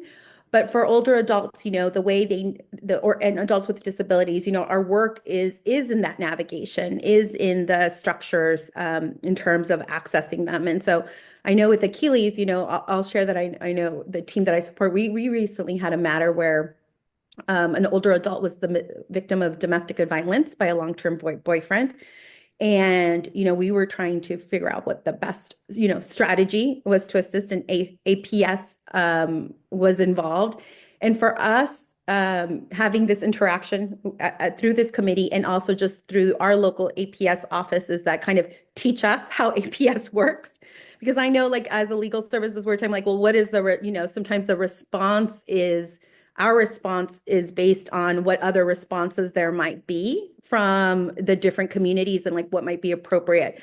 So I just want to thank Achilles and the group, the work that he's doing, the team is doing not only to identify best systems, but really in educating all of us, because it's having, I think, a real-time benefit to the older adults that we're serving, and adults with disabilities that we're serving.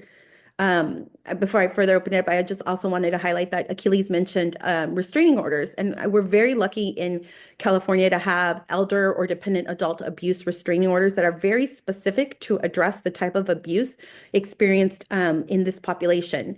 And they also include something very unique, which is kick-out orders. A lot of times we will hear that somebody, there is a housing crisis, so somebody moved in to the older adult's home. They tried to intimidate the individual and try to take over the home. Our elder and dependent adult abuse allows for kick-out orders of those type of actors. And sometimes it could be a lot more complex if you've done housing, that it could be like, well, is this person a lodger? What kind of agreement did you enter into them? So having this type of remedy in California is so strong. They also help to address emotional abuse, isolation, coerced debt. Scott was talking about the multitude of abuse that happens for seniors. And we see this where a bad actor might enter, will take out a car in the senior's name who's just surviving off of SSI, and then the bad actor takes off and the senior is left with this debt. And so again, thanks to our legislatures, we have those remedies that have been up, and the work of advocates to provide findings regarding like the coerced debt to address that type of abuse. So I just wanted to highlight that as well. Vivian, and I know, do you want to share out in terms of the legal services group? I thank you for highlighting, and the question, Lisa, that you made regarding immigrant services, because I think along with individuals who might be impacted, I think that older adults and adults with disabilities who might lose their caregivers or might lose a loved one or their network support through certain proceedings, it's important to help families plan for emergencies or any transitions in caregiving. So, Vivian, I don't know if your group has kind of looked at that as well, like this family preparedness for like older adults and adult with disabilities for individuals that are would be impacted if a caregiver was displaced? Yeah, we haven't really discussed that yet, but I think that that will probably be a discussion point for future meetings. Just with as we gain more clarity about what's actually happening at the federal level with immigration, this is obviously a big concern, and I think it's a big concern in general for our caregiving population here in California. Just knowing that we are already facing, staffing. Staffing is already a problem, and trying to find people to do caregiving, and then potentially having caregivers worried about their immigration status or if they're able to stay in the country. So that's something we'll be looking towards. And, with this additional funding, there are going to be clinics and more attorney staff to assist people and to give people advice about what's actually going on and what if their status is actually threatened or not. And I know State Council on Developmental Disabilities put out some information just reminding individuals that that receive services just in terms of the services that they were able to support with. So I don't know if there's anybody from the State Council on Developmental Disabilities or just from the Regional Center Association that just would want to provide any comment or feedback. I think sometimes we hear of immigrant issues and we think that they might only impact the individuals that are removed, but they, I think what we're seeing on the ground is just a concern for emergency planning for individuals who would remain in California, and the needs and the structures that are set up to support them.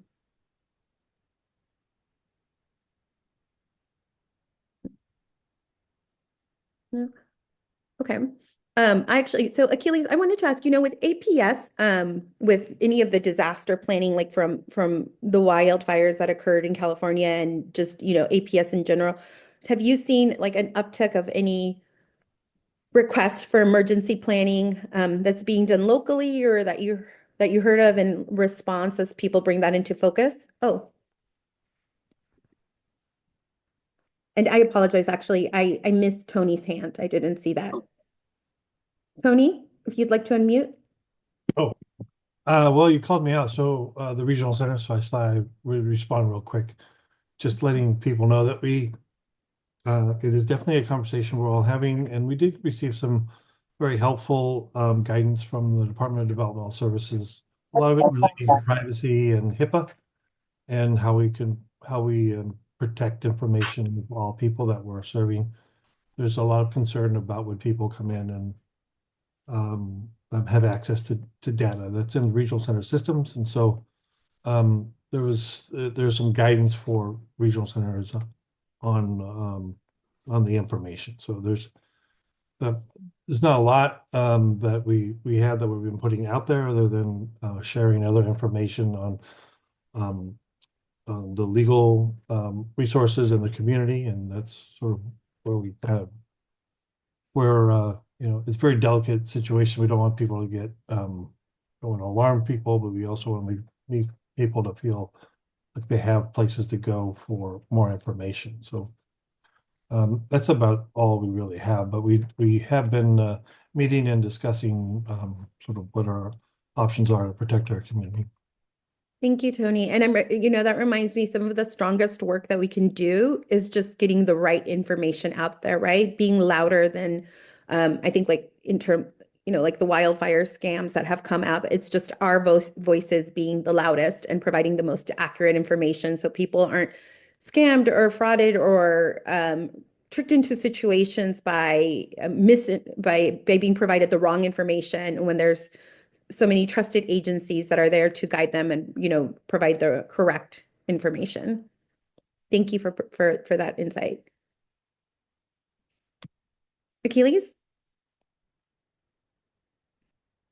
Yeah, Bertha, so you were asking about adult protective services and disasters and what happens. I do know that historically and recently, because many counties have experienced fires, for example, and then after the fire comes the rains and the floods, and unfortunately, some counties have had to go through those experiences more often than others. But anywhere in California, natural disasters and events can and will happen. And in my understanding, because we're county administered, every county, their staff are disaster service workers, but in a continuum, there are preparations to identify those most vulnerable to a disaster. And typically, APS does reach out and respond as appropriate based on this, and often following the essential services functions that many emergency services in a county when they form operation centers, where we participate with expertise related to older adults, adults with disabilities living in the community, and how to best support those individuals who may have the need for electricity because of medical issues, and a power shut off would not be helpful. So how can we cause for someone to check on their welfare if we can, depending on the appropriateness of the situation? But certainly a conversation that it has, APS programs have been having for a few years now, and because of recent events, they clearly continue to be discussed. Thank you, Achilles. And are there any other comments individuals would like to make? I know, Lisa, I know the California Commission on Aging was providing some information regarding wildfire and emergency preparedness. Is there any information you'd like to share out on that work that's being done? Well, thank you for asking.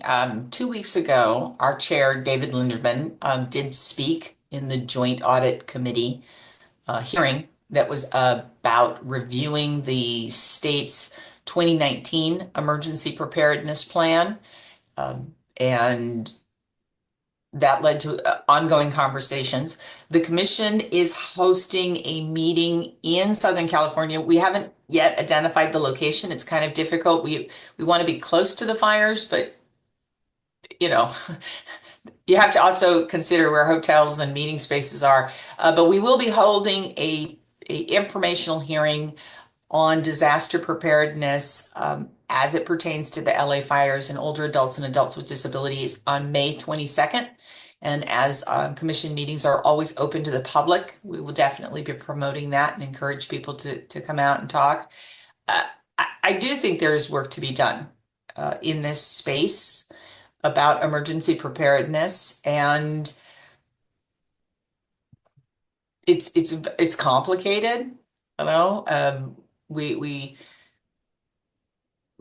recognize there's the need to have registries so that areas have a concept of how many people there might be that need the services, but you have to be careful that you don't create a registry that gives a false sense of security to a person that someone's going to come get me because I'm on a list, because the day you publish the list, it's out of date because people move, people die, other people get sick. How do we communicate information out to our older adults? That's very challenging. We have trained them not to answer their phones if they don't know the phone number, or to open an email or take a text. So if they don't know where it's coming from, or if they didn't initiate the concept or initiate the relationship. The commission is also working with OES, Office of Emergency Services, trying to help identify data to help us with this. I don't have recent numbers, but I know that 3 weeks into recovery, there were 109,000 applications for FEMA. But of that 109,000, 22,000 were from older adults over the age of 60. And yet we know that parts of Altadena, upwards of 50% of those homes were owned by older adults. So you would think that the percentage of people applying for FEMA would be higher than this 22,000 out of 109,000. And FEMA is something that has to be done in a certain time period. So I do think there's a lot of conversation about emergency preparedness and how do the advocates get ourselves in a position to be proactive. And yet, if you are trying to keep your doors open to do the work that's right in front of you today, it is hard to set aside money on the off chance that the unthinkable happens. So it's just not an easy conversation, and I appreciate that Kelly's has brought this forward. Thank you, Lisa. And yes, and it was great to see that the governor that there was an extension for people to apply for benefits. I think bringing up that opportunity that for certain individuals dealing with the housing might have been a first priority and taken longer given the vulnerabilities that they were experiencing. We've certainly seen that on the ground in individuals that we're assisting. So thank you for fleshing that out. I now would like to turn it over to Carol for our next portion of the agenda. Are we going into public comment? Okay, great. Let me spotlight our ASL interpreter.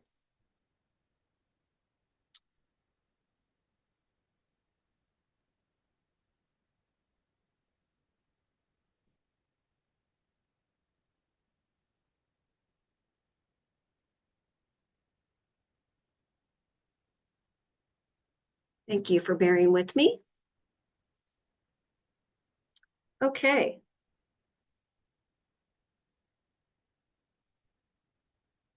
This is our public comment period. If our public attendees would like to make a comment, if you're appearing by phone, it is *9 on your dial pad. If you're attending by the Zoom webinar functions, you have a raised hand icon, and you can use that. Public comments, public commenters will have 2 minutes, just so we make sure we get to everyone. And if you have a comment later, or like me, would like to write your thoughts out, you can submit your comments at any time to our Engage email box at engage, ENGAGE, @aging.ca.gov.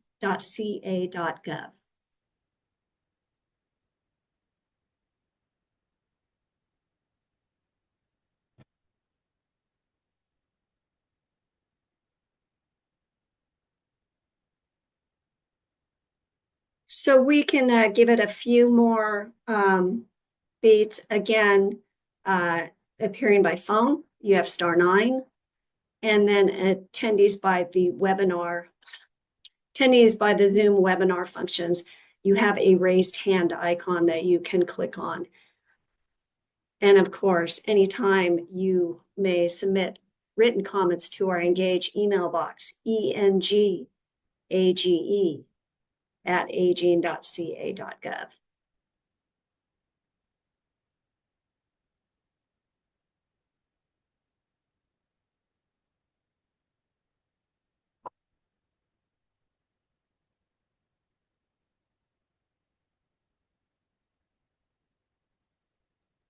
We have one comment. Donata, please unmute your line and go ahead. Great. I just had a question. I know that earlier in the council meeting, we discussed the master plan on aging. My name is Donata Bohanec. I'm the executive director of the California Elder Justice Coalition. And I was just wondering, for the MPA initiatives from prior years that have been closed or marked as null, if groups or organizations across the state are actually still looking at some of these initiatives to move forward. Is there a way to bring this back with some of our state partners, or to continue addressing these issues, even though they're marked closed? Thank you for your comment, or your question, I should say. We are not prepared to respond to questions during public comment period, but happy to take that over the Engage email box if you wouldn't mind sending, and we'll respond to you after we've done our research and give you a whole response. Thank you.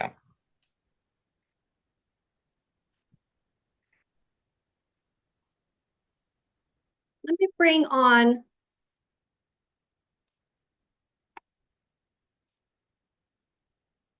Jackie. Did you want to come off mute, Jackie, and add some information for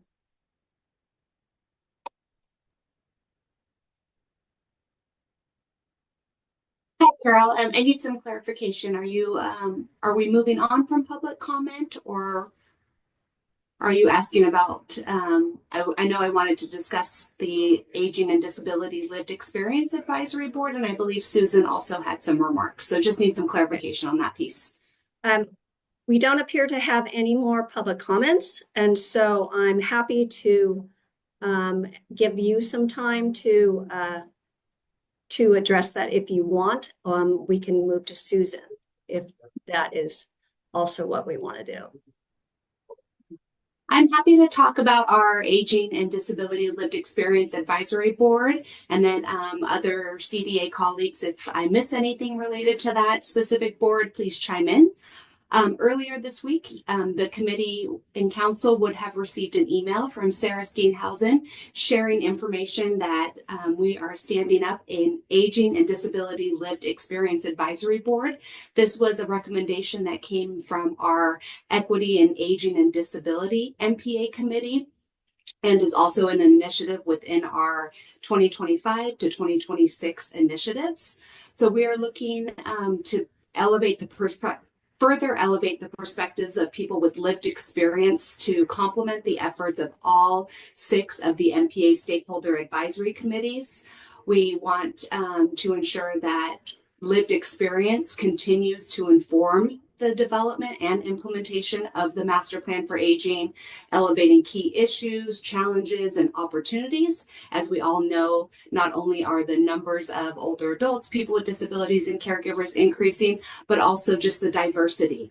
And so we're looking to elevate and hear from maybe individuals who maybe are not already connected to our network services and resources, and want to ensure that we can embed that community engagement component to the Master Plan for Aging, and really further our understanding, deepen our knowledge about any challenges and barriers. And again, this is to complement all the efforts of the MPA stakeholder advisory councils.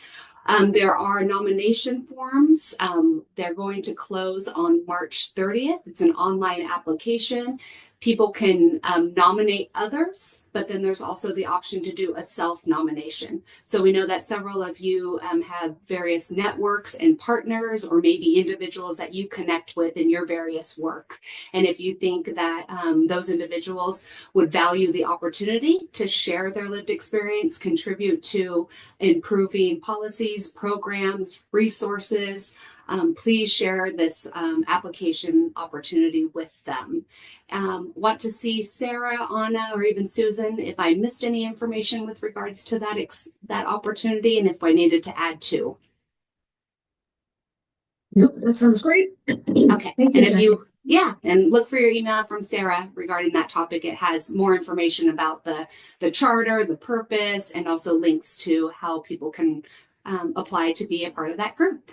So look forward to sharing more about that as that group convenes.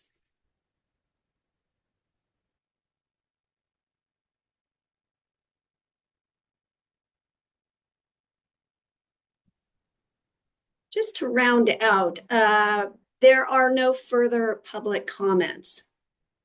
But we can take a couple more beats to see if anybody has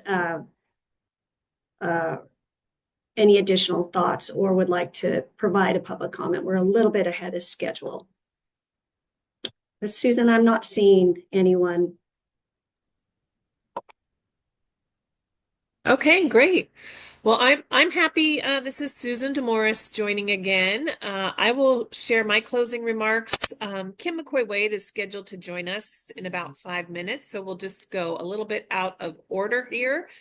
I wanted to specially note the many state department and agency partners who have joined us today, and thank them all for their attendance.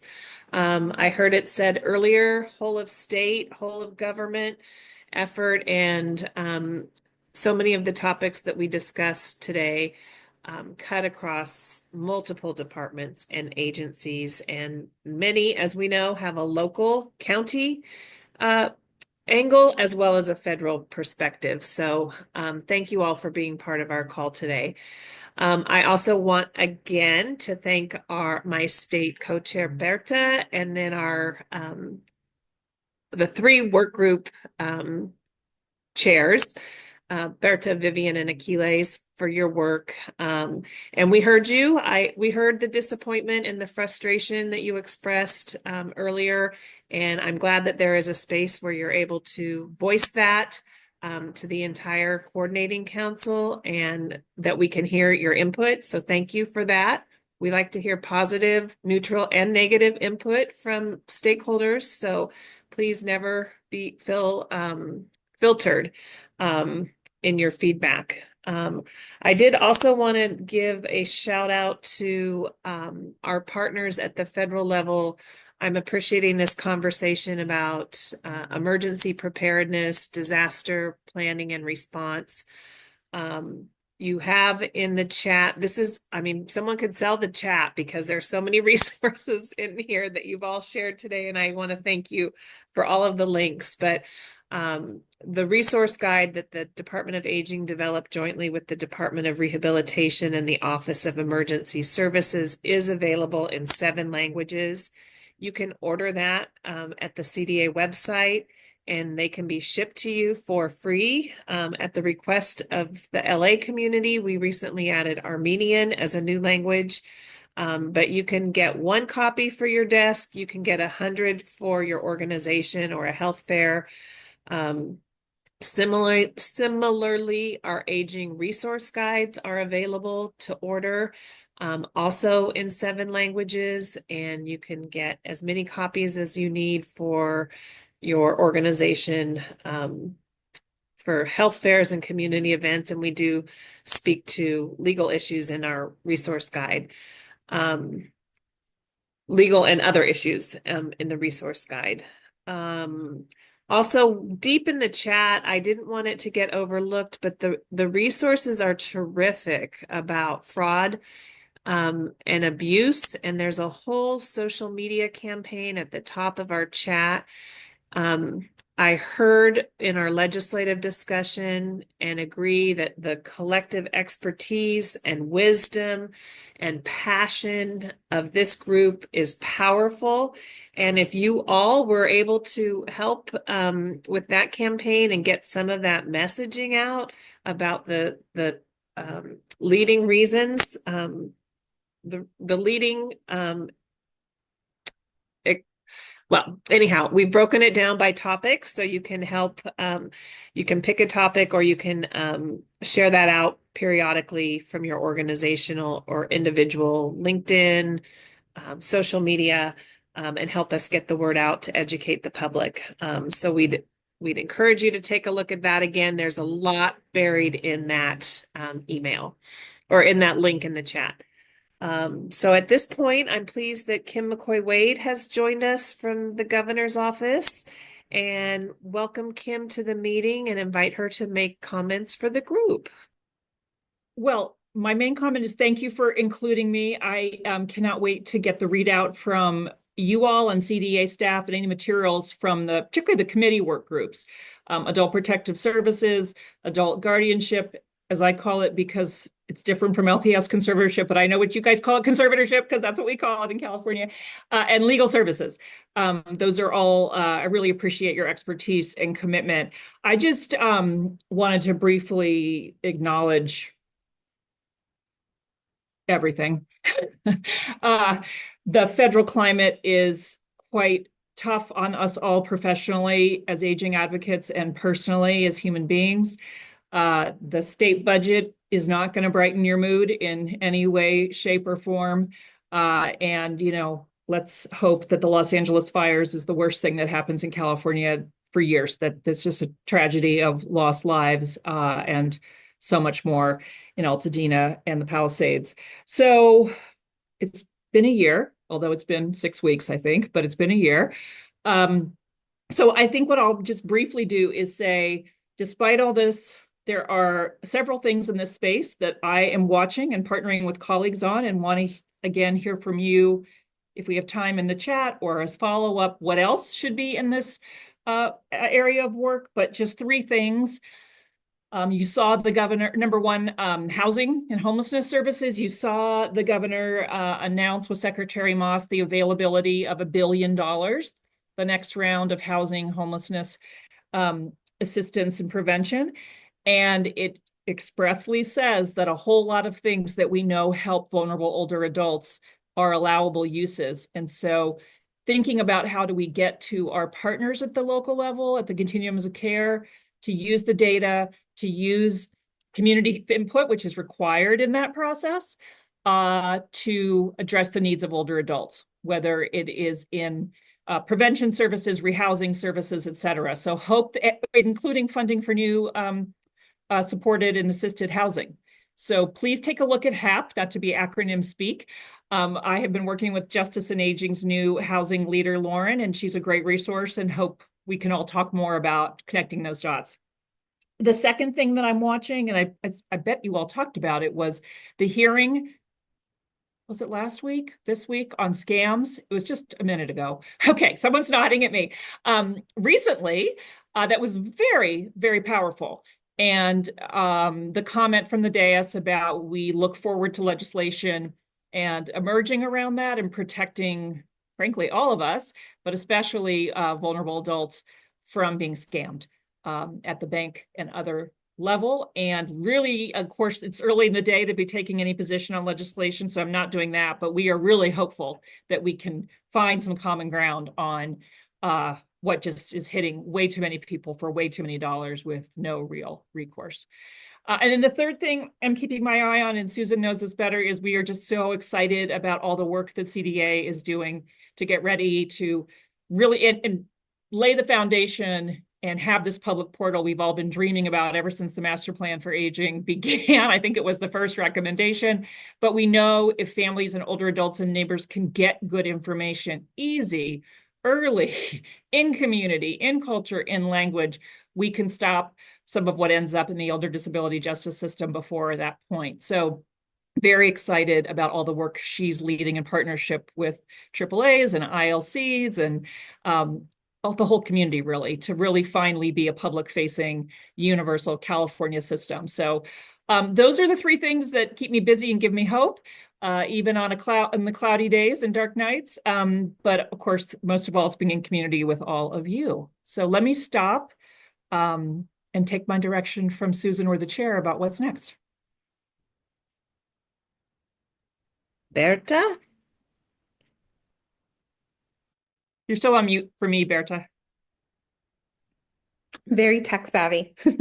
Thank you. And thank you for all the support that's been given at the local level for the disaster plan. I was mentioning that as advocates on the ground, we were so excited to see that there was an extension of the FEMA deadlines, and knowing that a lot of older adults and adults with disabilities were a little slower to be able to get to that, given the housing situations and the displaced caregiver situations that had occurred. So thank you for that support there.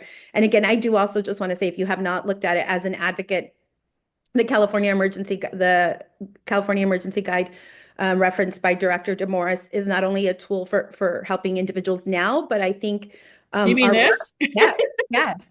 And the last page, the Vial for Life. I think as we move forward, our work is not only, obviously in the intervention of crisis, but of prevention. And I'm really, one thing that I feel about the work that we've done today, although it seems like there's many issues is that we know the resources to be able to create stronger safety nets for older adults and with the housing. And I think helping people create disaster resilience, and I think that's part of what that guidebook is there for as well, will be so helpful. And I also just want to make a plug for, I think when Jackie and her team gave the presentation of the Master Plan on Aging, they also highlighted the new landscape of older adults by I'm going to mess up the California Public Policy on California. Yep. Yeah. The link. But I read that after the webinar, and it was so helpful again. And it relates to the dashboards that have been created by, again, want to put a plug in for the dashboards. When you're looking at the homelessness dashboards and what's causing it, and the way the CDA has the information regarding housing burdens, it's a reminder that addressing an increase in unhoused is not only about helping people create find transitional housing, but securing older adults. Older adults are a larger population who do own property, and helping make sure that it's secure through avoiding fraud and scams, helping them that they're secure by doing like their estate planning, helping them that secure that by having access to advanced planning. All of that has been so helpful, I think, to see those stats and dashboards, and then to take it to local level programming of what we can do to build those safety nets. So thank you for all the investment in those tools that have been provided. And Director DeMorris, I'll turn it back over for you before we close one last time. Okay, thank you. So we'll wrap it up. Just a couple thoughts. It's just, keep iterating. Kim just gave me some new ideas. Yesterday, the California Interagency Council on Homelessness met for the afternoon, and we have a new action plan that was just adopted in December. This was our first meeting. The council is co-chaired by the Secretary of Business, Consumer Services and Housing and the Health and Human Services Agency. And we are, it's on a similar track to this group in that 3 years ago, an advisory committee was formed, and now we're rotating those members off and adding new members. And just yesterday, we approved the addition of an older adult representative on the advisory committee to the California Interagency Council on Homelessness. So that's something you'll be hearing from us. We'll send that out to all of our stakeholder groups to try to generate some interest in a strong representative of older adults to sit on that group. And with the disaster response and recovery coming up, I did want to give credit and thanks and appreciation to our federal partners. In the last 60 days, the Administration for Community Living and the Federal Emergency Management Agency, FEMA, have convened 3 meetings with state leaders and local partners from Los Angeles. So they brought together all of the state departments that work with older adults and people with disabilities, as well as many of our partners on the ground in Los Angeles. Those have been great convenings and tables, and much work will come out of that. But I do want everyone here to hear what great partners ACL and FEMA have been as well. It goes without saying how our local partners have been extraordinary, but our federal partners have been as well. And that concludes my remarks.